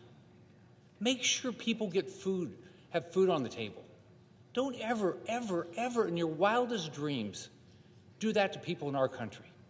It's wrong to do what you're doing. Senator Schumer came out and said he had a proposal. It's a joke. It's a complete joke. And I'll tell you why. Let's think about what they want to do. For us to be able to make sure that we start paying people, they get food stamps, they want to make sure insurance companies continue to get rich. So their proposal doesn't do anything. So right now, people don't lose their Obamacare subsidies. It's people that make over 400%, that's over probably $128,000, $130,000 a year, get subsidies for their health care. You could be a millionaire. You get a subsidy. So he wants to make sure millionaires get a subsidy for people to possibly get any food. Then he knows that Republicans are not going to continue to support a program that pays health care for illegals. That's wrong. Has taxpayer paying for abortion. That's wrong. Has taxpayers paying for trans surgery. That's wrong. Making sure there's about supposedly 4 to 5 million people don't even know they have these subsidies because it's just going directly to an insurance company with no responsibility by a consumer. All you had to do to sign somebody up is know their name, their birth date, their address, sign them up, insurance companies get all the money. Why would we ever support something like that? So I want to thank my colleagues. I can't imagine. It's heartless to not make sure people have food. It's heartless to make sure people don't have money if they're working. And so if the Democrats vote against Senator Johnson's simple bill to pay people that are busting their butt to keep our freedoms, keep us safe, do all these things, I don't know how you can go home and feel good about what you're doing. I yield my time. I want to thank the senator from Florida. I see the senator from Michigan. I believe he wants to speak to this bill. We will have the last word. But if he wants to get ready, I don't know. Let the chair. I'll recognize the senator from Michigan, and then we can go back to the senator from Nebraska.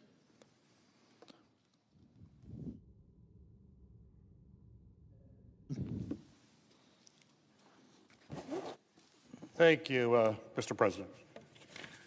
Well, let me first say that there's something that we all agree on, Democrats and Republicans here in this chamber, is that we want federal employees to be paid.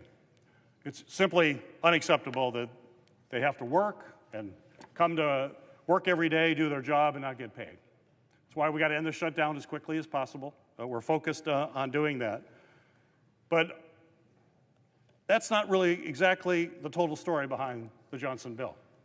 I have legislation to pay federal employees now. We could vote on that now. I offered it in a UC request from my colleague from Wisconsin and said we have a bill to pay all federal employees right now. No strings attached, no language that gives the president more power, more flexibility to do things that we should not want him to do. But my Republican colleagues don't want to have that bill. Senator Van Hollen, another colleague of mine, has a bill to pay it. It has complete support of Democrats. Let's pay them. We have two bills that if we put on the floor right now, we could pass. If my Republican friends really want to do it, we could pass it with 100 votes. And I'm happy to, it's my bill, but any of you can sign it. I offered it to my colleague from Wisconsin. It could be your bill. Give it. I don't need any authorship of it, but it's a bill that does exactly what my colleagues across the aisle are saying, just pay federal employees. That's what it would do, and yet that's rejected. So why? Well, there's a little bit more in this bill. In fact, the Johnson bill before us actually creates an unlimited and permanent slush fund for President Trump to use. You're not going to get support here from us to transfer what should be congressional power to be able to determine when we want money spent, it actually gets spent the way it should be. It's not about passing a slush fund to the president. The president could justify the transfer of this money elsewhere. This is something clearly the administration wants because it's going to give the White House more power. The bill adds presidential authority by it omits the regular safeguards that we include in normal funding bills to ensure that money actually goes where Congress intends. Now, we've been seeing a lot of that. The president basically is just thumbing his nose at Congress every day. Unfortunately, my Republican colleagues say, well, that's okay. If the president doesn't want to listen to the Congress, that's okay with them. You know, we are a co-equal branch of government. We're elected by the people back home to represent our people as senators. We're not here just to rubber stamp a president. I know a lot of my colleagues on the Republican side of the aisle, I'm surprised because a lot of really great people that I have a lot of respect for, and yet we see the president constantly run over Congress, and it's crickets on the other side. No pushback from my Republican colleagues, either here in the Senate or in the House. There's actually, in this bill, there's no explicit guarantee or requirement to actually pay out this money. The administration could sit on this appropriation. We're just blank check appropriation for employees, but the administration can just sit on it for some, or those particular programs they don't like. That's why in a normal appropriations bill, we put in language to prevent that. Now, granted, the president has been ignoring Congress, but at least we put it. We're saying these are the rules. Congress has the power of the purse. It's Article 1 of the Constitution. And yet a lot of my colleagues don't seem to take that to heart. So most appropriations bills, including the current House continuing resolution proposal, actually includes restrictions on how funding should be used. The Johnson bill includes no restrictions. And we know that Trump has shown that he will abuse the budget process in very novel ways. He has said that he will refuse to pay back pay to workers, even when Congress has explicitly said it. This bill hopefully does address that. He's transferred money illegally to pay for his political priorities, and he impounds money whenever he finds any kind of wiggle room to do that. So in a sense, this bill is a Trojan horse. It's there to say we're going to help federal employees, but it's really continued power for the president. I've heard my colleagues say that, the federal employees are being used as pawns. That's what this bill does. It's using federal employees as pawns to give the OMB and the president a whole lot more power to use a slush fund of money in any way he chooses. We know the OMB director, Russ Vought, likes this bill. We know what Russ Vought's about. In fact, I think there was a leaked speech that Russ Vought had. We mentioned this in the committee, and my colleagues, I appreciate them saying how wonderful federal workers are.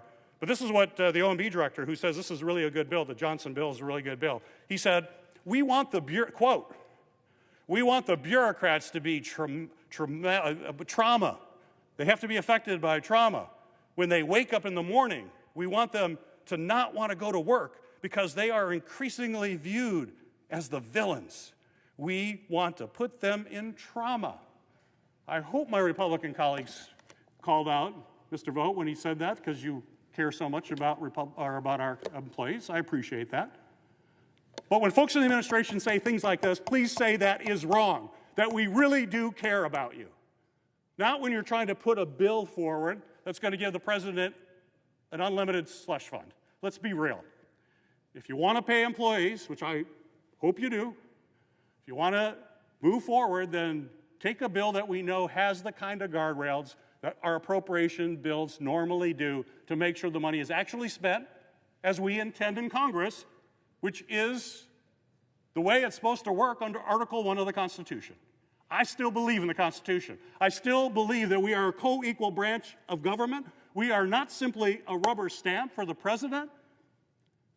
And if we don't change that way, that's how you lose the checks and balances that our founders cared so deeply about. As our founders were debating the Constitution, they didn't trust any of us. They knew, they're politicians too. They knew you can't trust anybody. So they figure we're going to have three branches. We're going to have the judiciary check the Congress and the president. The Congress will check the presidential power. And Article 1 is the Congress. They thought the Congress was the most important one. But they kind of assumed that the Congress would actually exercise its power and check presidential power, not just hand more to them. with a smile and then use a false pretext in order to give that money. So that's what this bill is about. And, you know, I've tried to work with Senator Johnson. I will always want to work with him. We've worked on a number of bills together. We have language. Again, the bills that we have that I've introduced, which is the Military and Federal Employees Protection Act, straight, clean bill. We talk about union support. Every union has supported my legislation. Every union has supported Senator Van Hollen's. And we're now getting unions. Unions are starting to read the fine print on this bill right now. So we have AFSCME that's now come out against it. We got the SEIU that has just come out against it. We have the AFL-CIO that has just come out against it. We have the IFPTE that just coming out. And our union friends are going to read the language of this bill and they're going to like, oh, we should have read the fine print. Like, yes, it's really important to read the fine print. So we can't support this bill. We can support a bill that pays all of our employees, but it's got to be one that has the types of protections that we have in every other appropriations bill that we try to pass out of this body. So I'm going to oppose this, but hopefully we can find a way to work together. We have two bills ready to go we could pass today, but with this bill, we are going to object to this one. Mr. President. Mr. President. Is the senator from Wisconsin? Thank you, Mr. President. I'm not quite sure what planet the senator from Michigan comes from, but here in planet Earth, when you read the actual language of the bill, none of these FANA provisions exist in there. But I will go through those point by point before we call for the final vote. Right now, I think Senator from Nebraska has a few points he wants to make. Senator from Nebraska. Great. Thank you, Mr. President. Earlier today, we heard about an offer from the minority leader. It shows just how unserious he and the Democrats are. That offer is full of horse hockey. It has things in it that Republicans cannot accept, and he knows it. And my colleague from Michigan, Democrat from Michigan, was just talking about power, because this is what it's about. He mentioned power. A number of other folks have talked about leverage. They need to have this shutdown for leverage. A number of Democrats have said this. But what I'm here today is to talk about people, not leverage, not power, people, air traffic controllers. These are letters that I have received from air traffic controllers, handwritten letters that are talking about what they are going through right now because of the minority leader's shutdown. Let me just read you some of these. My wife suffers from a chronic autoimmune disease that without her medication would cripple her. Our monthly copay for her specialty medication is $2,800 a month. We have less than 2 weeks before her next round of medication is due. Our situation is not sustainable, even with pulling money from our savings. That from one of our air traffic controllers in Nebraska. Here's another one. Each shutdown gets harder than the last. The mental stress of the unknown gets harder each time. With my growing family and medical bills for my family, it gets harder every time. Both my children have neurological disorders that require constant monitoring and medical care. I take pride in my job and the service we provide here at Omaha Approach Control. As a patriot and a veteran, I take my federal oath seriously. I will always continue to do my job and keep the skies safe and expeditious. Or here's another one.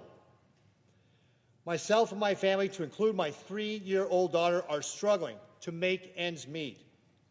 I now have to decide between putting food on the table, paying my mortgage, paying my car note, and many other things I need to survive. Are the Democrats deaf? Do they not hear from the people that they're putting in these situations? This is their shutdown.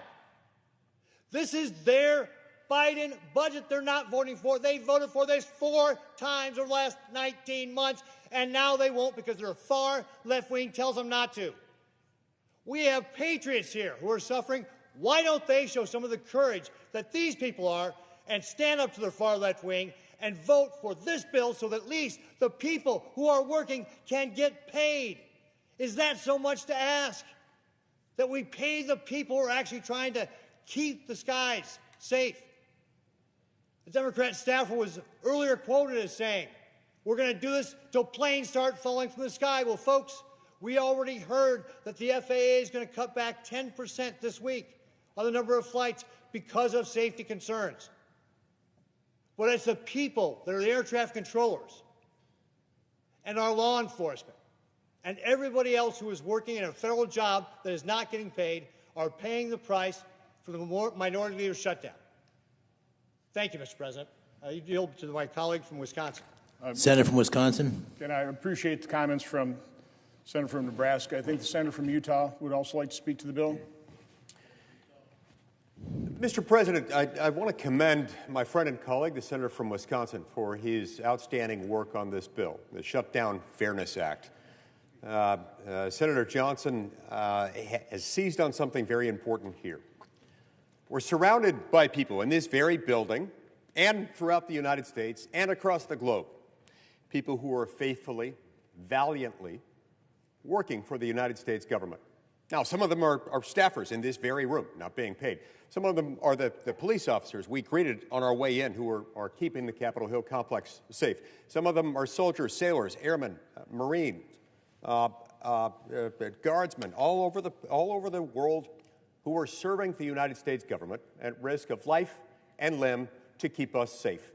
And there are countless others in different occupations who are not being paid. Why? Well, they're not being paid because our friends on the other side of the aisle are wanting to expand government yet again. They may think that this is the right message, that this is a winning message. This is not. It's not the right message. It's not a winning message, even for them, because it highlights something.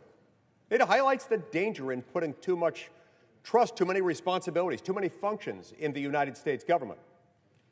So much so that when a crisis like this emerges, and the Schumer shutdown now drags well into its second month, they see that what the American people have previously regarded as a service performed by their government to them is now being held over them to extort even more money out of them under threat of planes falling from the sky. And we're told by Democrat after Democrat on television interviews and elsewhere, well, it's okay. It's okay because this is leverage. This is our leverage. Well, what do they want to use that leverage for? They want to use it so as to paper over the failures, the abject failures of Obamacare, this law that has succeeded in doing exactly one thing: enriching large health insurance companies while making all Americans poorer. Premiums have skyrocketed, coverage has diminished, quality has completely tanked as a result. They know this, they understand this, they see premiums continuing to increase year after year after year. And so what do they want to do with it? Well, they want to spend a lot more money moving forward. Money at a time when the U.S. government is already $38 trillion in debt. Money to hide, to conceal what it is that Obamacare is doing to the American people. When in fact, what Obamacare has done is diminished the health care options that the American people have. It used to be that you could negotiate with a health insurance company and buy a health insurance policy. But Obamacare, in many ways, made what was once health insurance illegal. We need to make health insurance legal again. We need to allow a willing customer to pay a willing insurer for a health insurance policy, rather than an Obamacare health plan, which very often, through its Byzantine labyrinth of federal regulations, just adds to the cost and adds to the profits, the bottom line of these huge healthcare companies.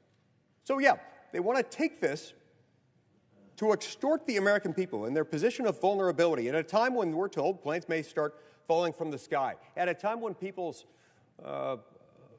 airplane tickets are being rendered valueless because a lot of these flights are not going to be able to be made, and all kinds of other problems are happening, while at the same time, our federal workforce is not being paid.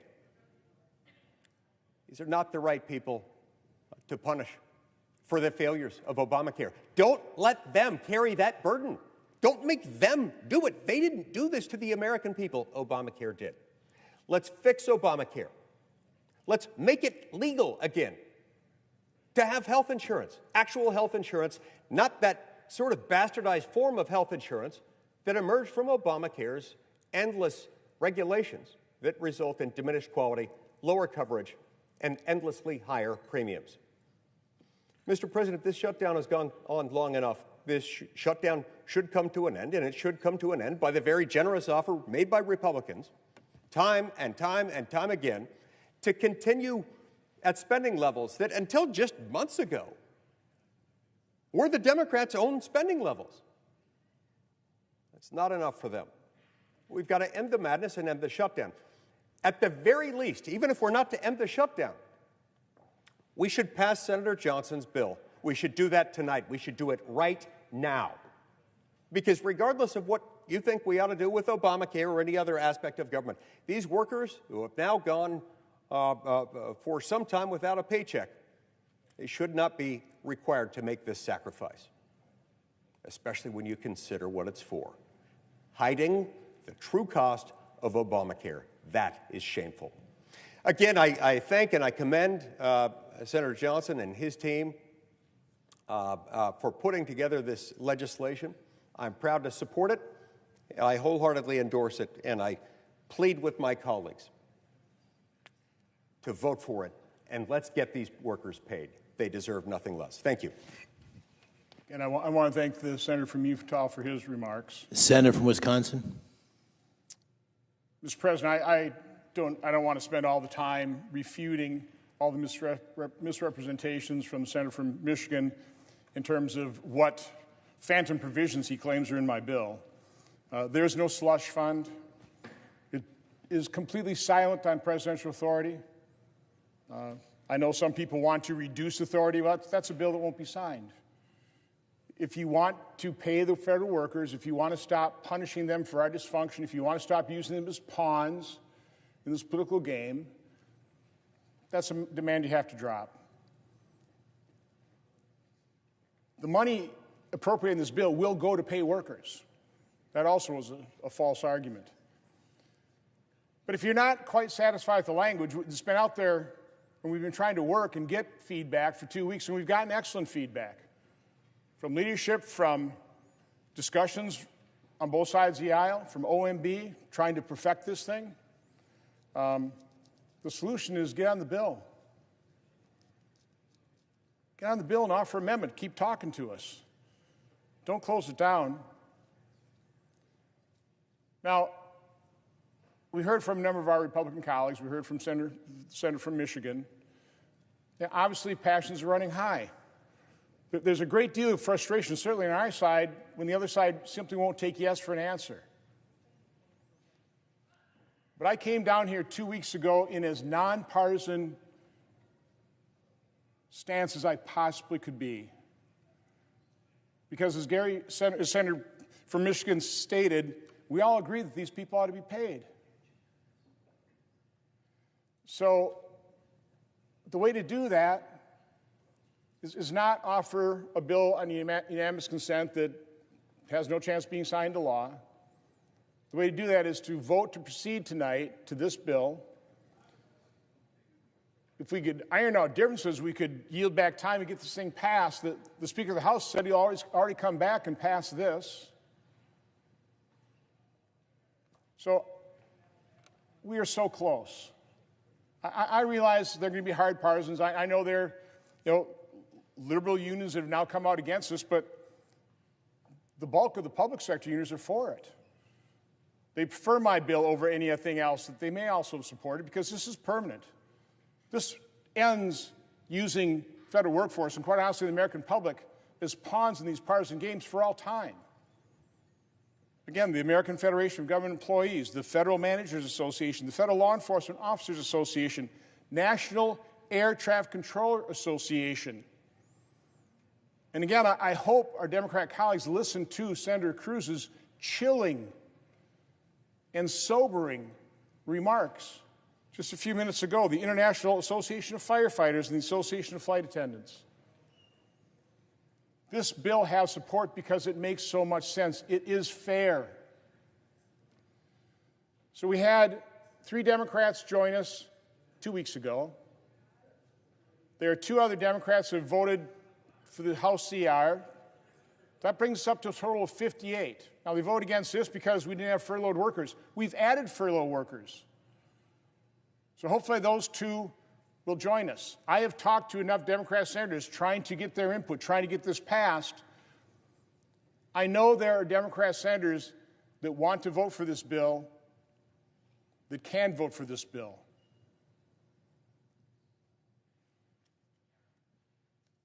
So, putting all partisanship aside, again, I want to appeal to your better angels. Search your conscience.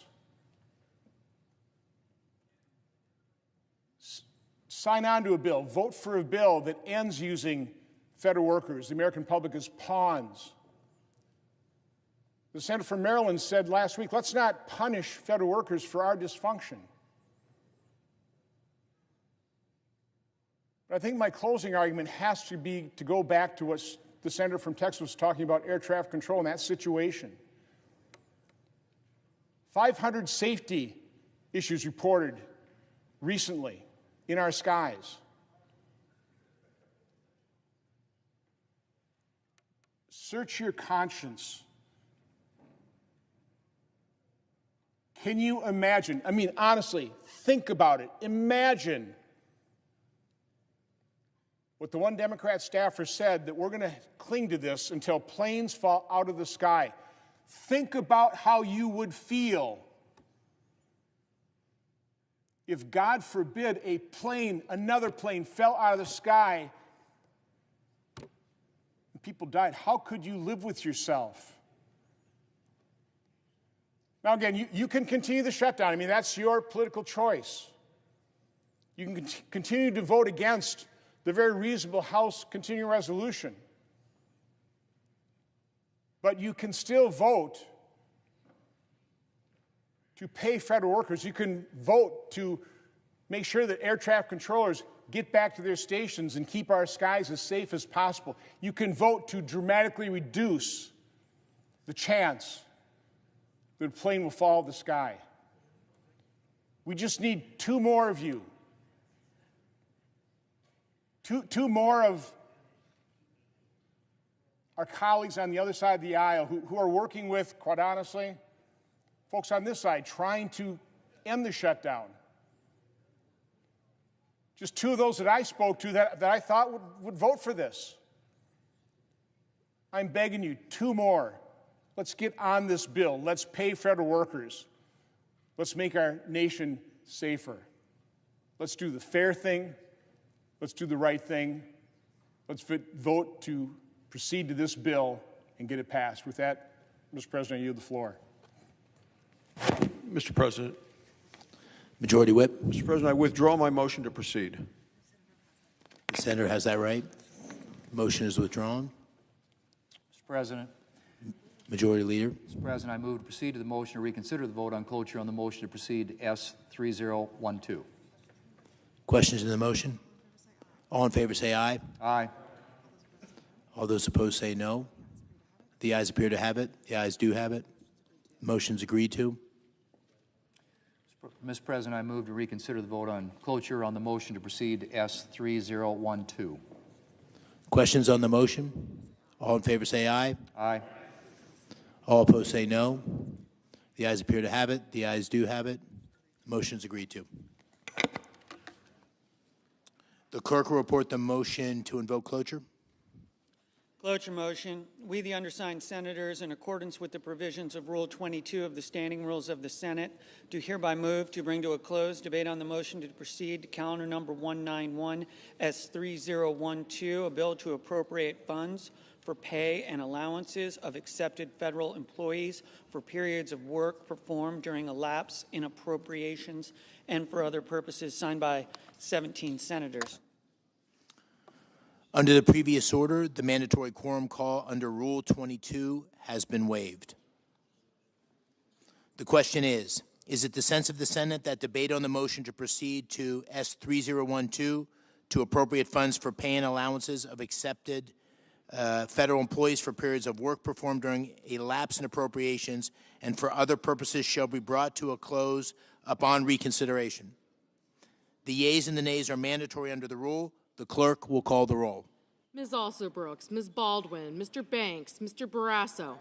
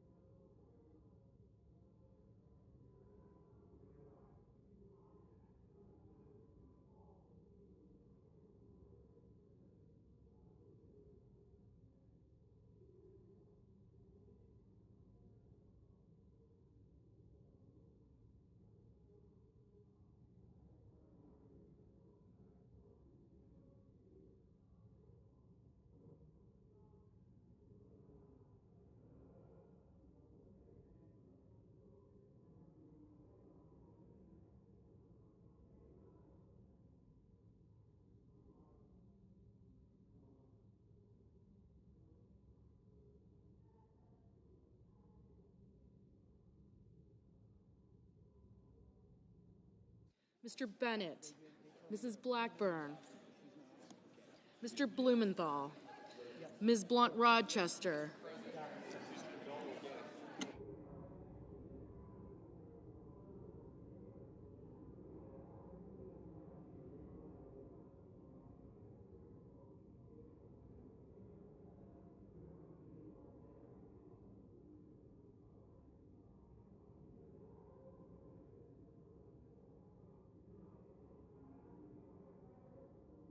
Mr. Booker, Mr. Bozeman, Mrs. Britt, Mr. Budd, Ms. Cantwell, Mrs. Capito, Mr. Cassidy, Ms. Collins, Mr. Coons, Mr. Cornyn, Ms. Cortez Masto, Mr. Cotton, Mr. Kramer, Mr. Crapo, Mr. Cruz, Mr. Curtis, Mr. Daines, Ms. Duckworth, Mr. Durbin, Ms. Ernst, Mr. Fetterman, Mrs. Fisher, Mr. Gallego, Mrs. Gillibrand, Mr. Graham, Mr. Grassley, Mr. Haggerty, Ms. Hassan, Mr. Hawley, Mr. Heinrich, Mr. Hickenlooper, Ms. Hirono, Mr. Hoven, Mr. Husted, Mrs. Hyde-Smith, Mr. Johnson, Mr. Justice, Mr. Kane,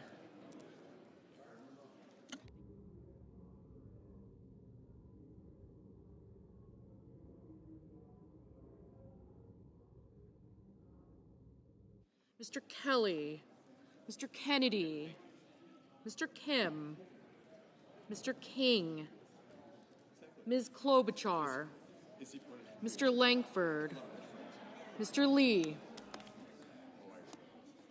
Mr. Lujan, Ms. Lummis, Mr. Markey, Mr. Marshall,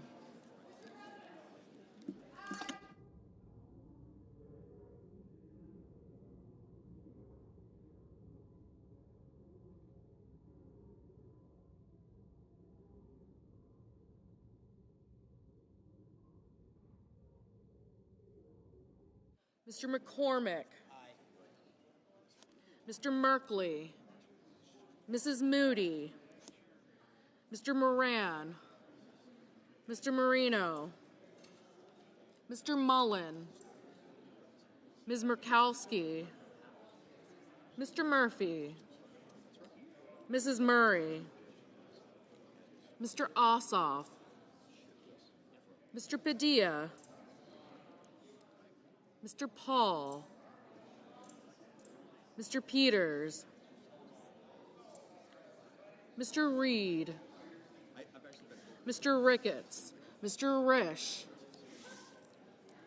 Ms. Rosen, Mr. Rounds, Mr. Sanders, Mr. Schatz, Mr. Schiff, Mr. Schmidt, Mr. Schumer, Mr. Scott of Florida, Mr. Scott of South Carolina, Mrs. Shaheen, Mr. Sheehy, Ms. Slotkin, Ms. Smith, Mr. Sullivan, Mr. Thune, Mr. Tillis, Mr. Tuberville, Mr. Van Hollen, Mr. Warner, Mr. Warnock, Ms. Warren, Mr. Welch, Mr. Whitehouse, Mr. Wicker, Mr. Wyden, Mr. Young.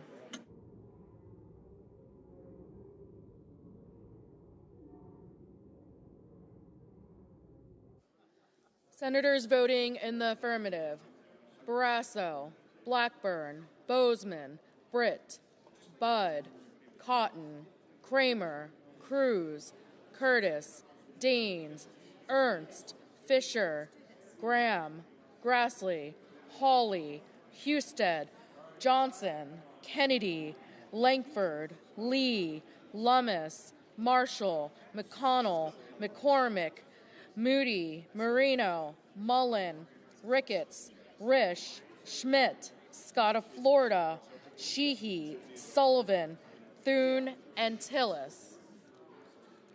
Senators voting in the negative: Bennett, Heinrich, Kane, Kim, Murphy, Murray, Padilla, Peters, Schatz, Schiff, Schumer, Van Hollen, Warner, and Welch.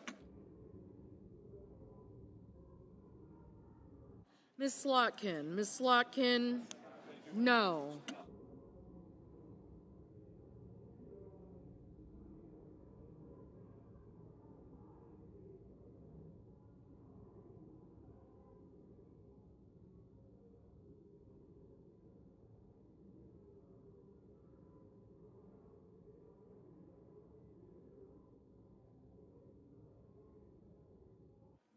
Ms.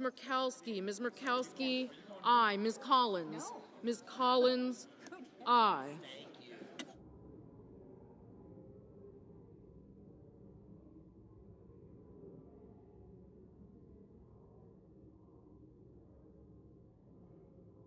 Mr. Banks, aye.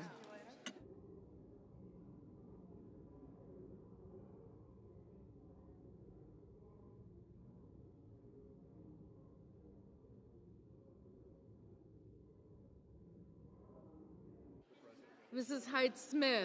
Hyde-Smith, aye.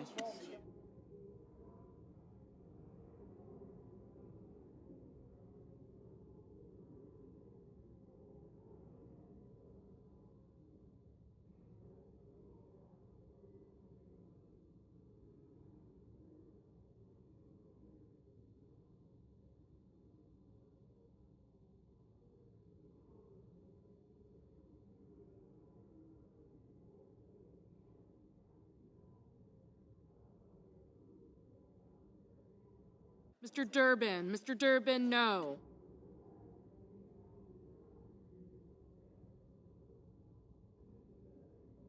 Mr. Justice, aye. Mr. Reed, no.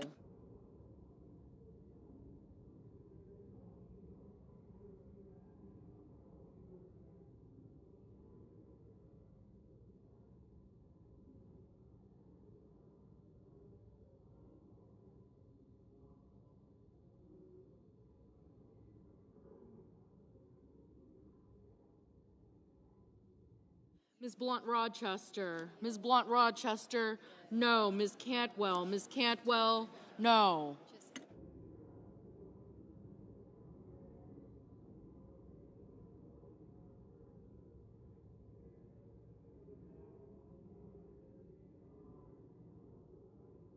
Mr. Warnock. Mr. Warnock, aye.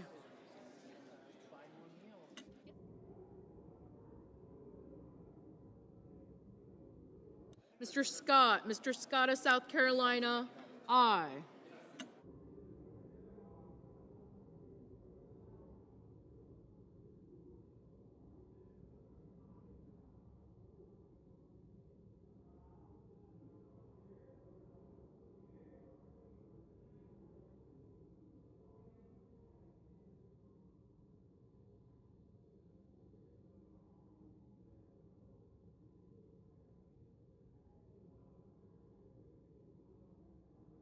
Mr. Hickenlooper. Mr. Hickenlooper, no. Mr. Coons. Mr. Coons, no.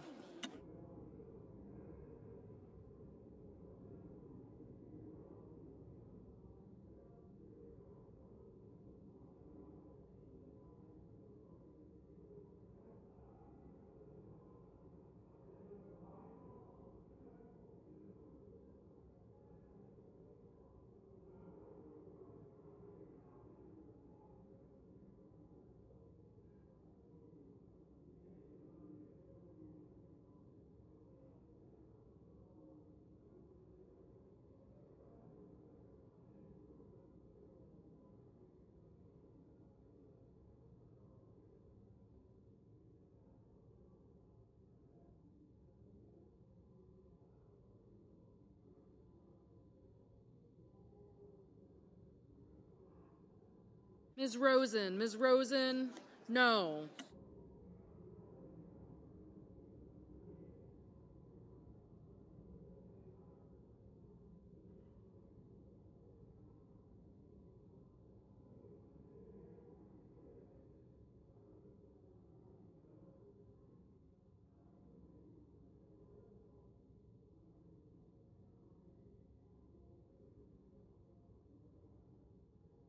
Mr. Crapo. Mr. Crapo, aye. Ms. Also Brooks. Ms. Also Brooks, no.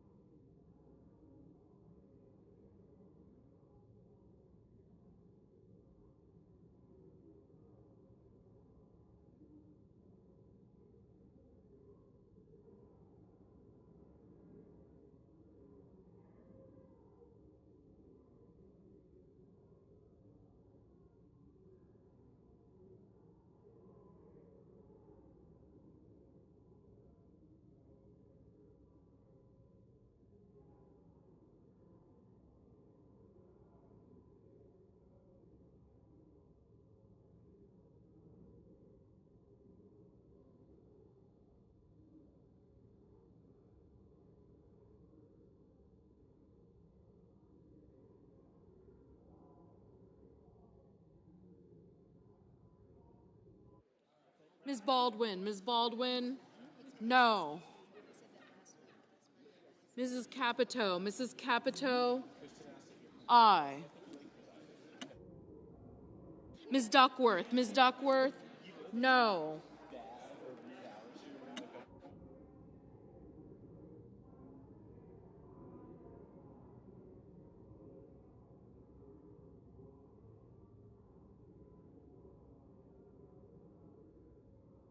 Mr. Cassidy. Mr. Cassidy, aye.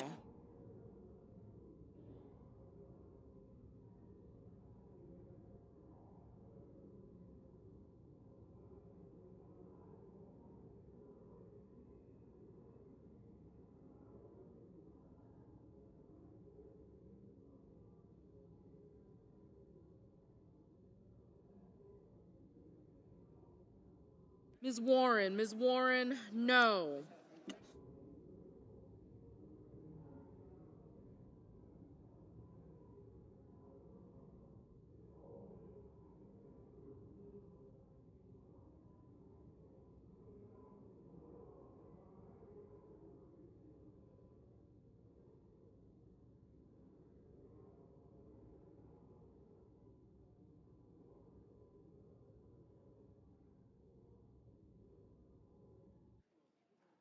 Ms. Hirono,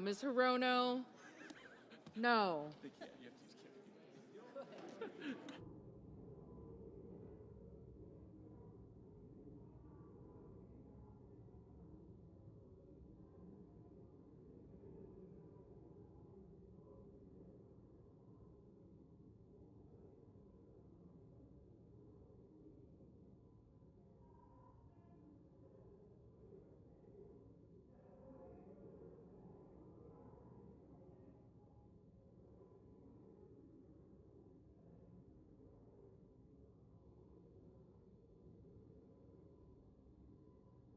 Mr. Wyden, no.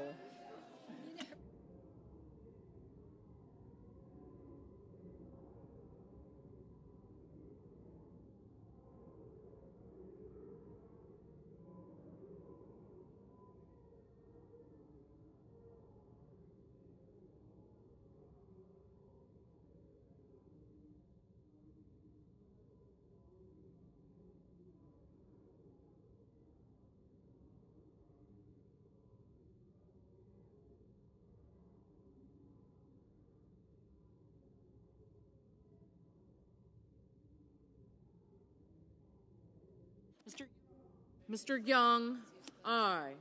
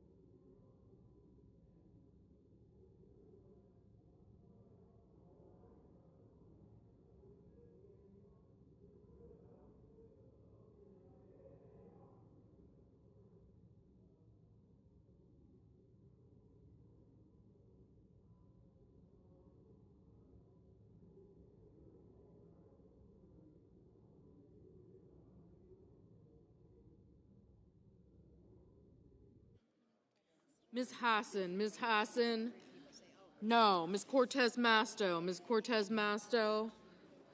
no.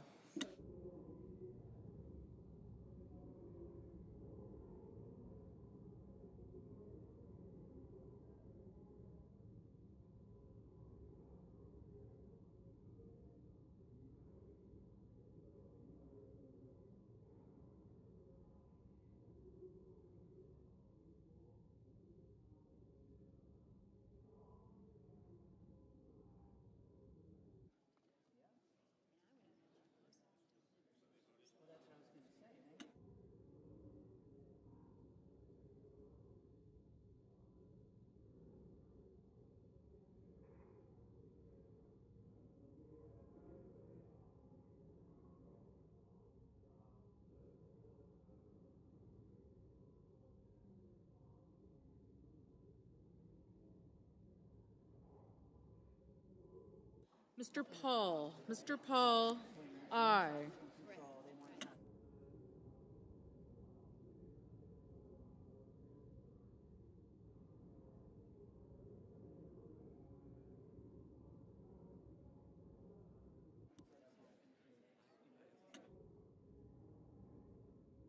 Mr. Sanders. Mr. Sanders, no.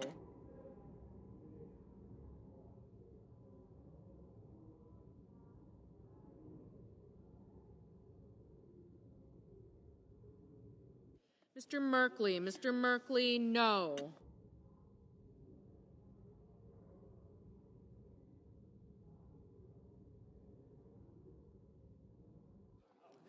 Mr. Wicker. Mr. Wicker, aye.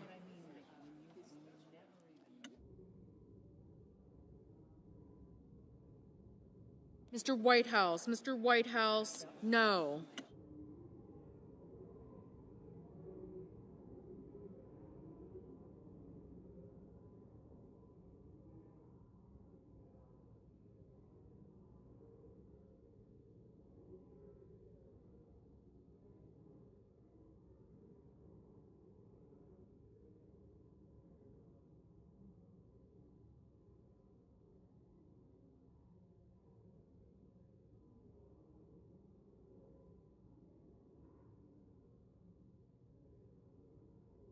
Ms. Smith. Ms. Smith, no.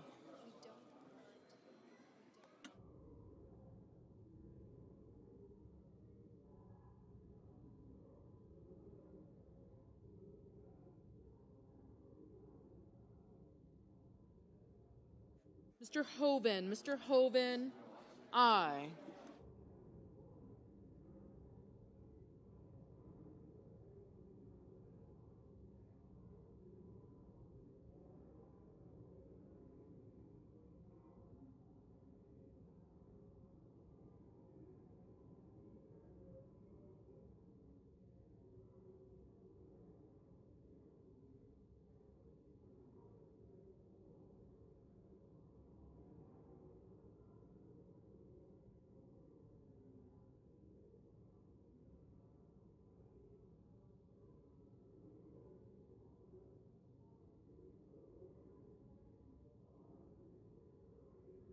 Mr. Booker. Mr. Booker, no.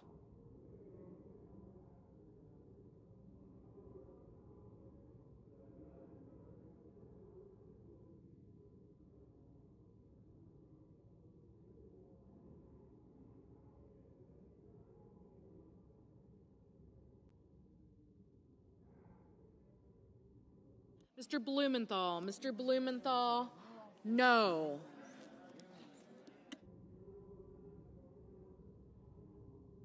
Mrs. Shaheen. Mrs. Shaheen, no.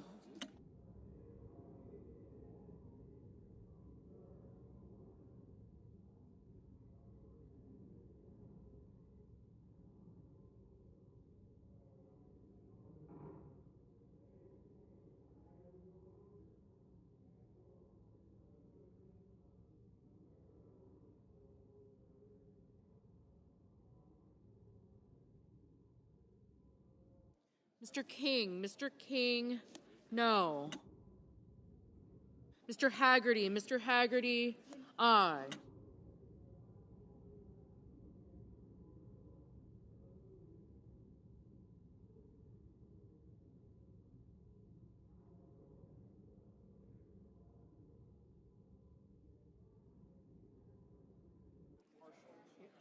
Mr. Rounds. Mr. Rounds, aye.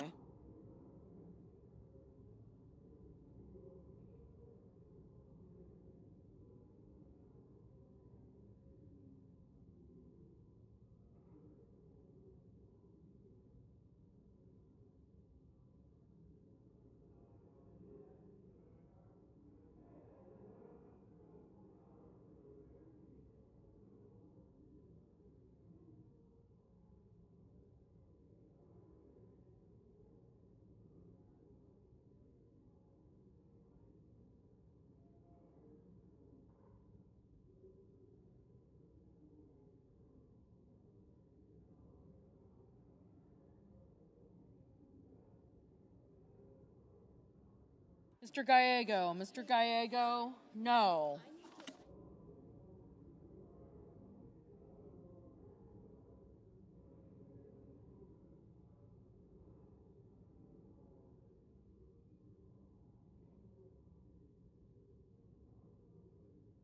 Mr. Markey, no.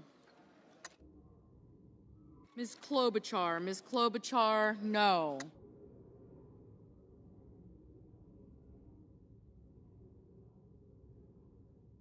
Mr. Ossoff, aye.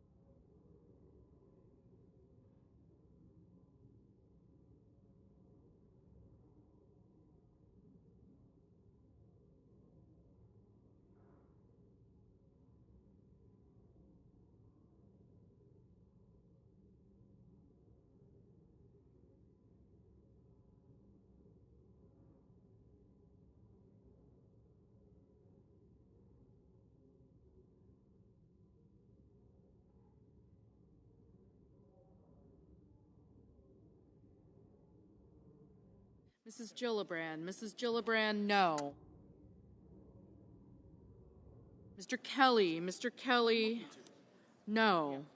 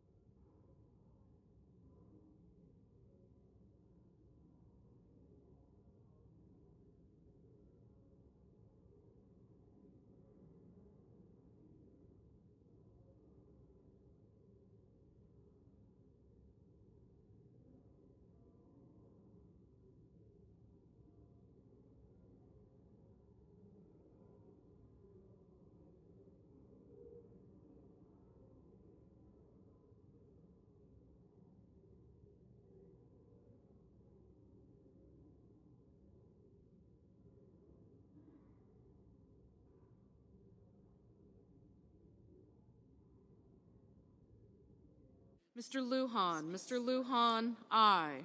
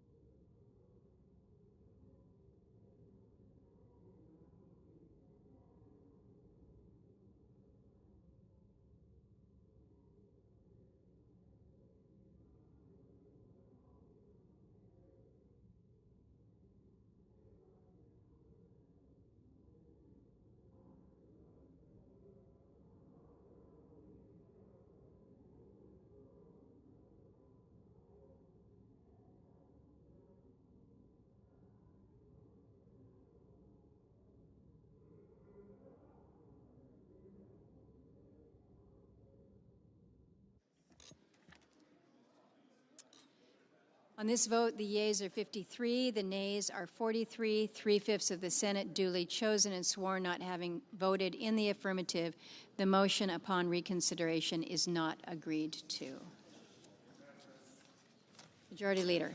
Madam President, I ask unanimous consent that the Senate be in a period of morning business with senators permitted to speak therein for up to 10 minutes each. Without objection. I understand there's a bill at the desk, and I ask for its first reading. Clerk will read the title of the bill for the first time.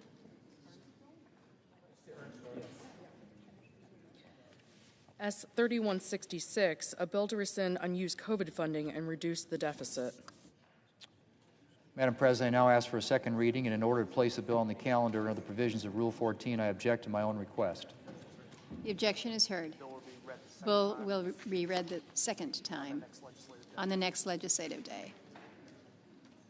Madam President, I ask unanimous consent that when the Senate completes its business today, it stand adjourned until 12 noon on Saturday, November the 8th, that following the prayer and pledge, the journal proceedings be approved today, the morning hour be deemed expired, the time for the two leaders be reserved for their use later in the day, and the Senate be in a period of morning business with senators permitted to speak therein for up to 10 minutes each. Without objection. Madam President, if there's no further business to come before the Senate, I ask that it stand adjourned under the previous order following the remarks of Senator Cassidy. Without objection. Senator from Louisiana. Madam President, I'm going to try and present a way forward for Democrats, Republicans, and Americans out of our current situation with a different proposal than people have already thought of. Now, the government should have been shut down for 38 days, and tomorrow we're going to vote again, and tomorrow the vote will again fail. But in Americans, Congress is frustrated. We need to open the government. So, if to open the government we need to talk about health care, let's talk about health care. Let's have a conversation in the family. We have an affordability crisis, and health insurance is part of it. Now, this is personal to me. I'm a doctor, practiced in a hospital for the uninsured and the poorly insured for 20 years. And many of those people that came to see me were middle-income Americans who could not afford their medical bills and could not afford insurance. I want to see this solved. But if we're going to solve it now in this present circumstance, we need to move beyond entrenched ways of thinking that have settled us in our camps and refuse to allow us to listen to the other person. And I thank some of my Democratic colleagues for being here. We've got to be creative. Now, the Affordable Care Act, Obamacare, whatever you want to call it, tried to make health care affordable by giving insurance companies more money. The enhanced premium tax credits, EPTC, is the latest example. It sends, next year it would send $26 billion to insurers, hoping that families see smaller bills. But that actually doesn't make health care less expensive. And for some, it actually makes the health insurance more expensive if you're not getting subsidized care on the exchange. So we can do better than just papering over the cost with subsidies. Instead of paying insurance companies to manage our money, let's trust Americans with a pre-funded, flexible savings account worth as much as the enhanced premium tax credit that they would receive. Let me repeat that. A pre-funded, not out of their salary, but pre-funded from the federal taxpayer, equivalent in value to the enhanced premium tax credit that they would receive. Now, let me make it clear. I'm not speaking for the Republican caucus. I'm not speaking for President Trump. I'm not even speaking as the Help Committee chairman. I'm speaking as a senator and as an American that sees us at an impasse and is trying to think differently about how we can move forward. So, I'm going to present to my fellow Americans an idea that hopefully will move us out of this stalemate and go forward. And I'm going to try and speak as if I'm speaking to the American back home. Here's the problem. Under the enhanced premium tax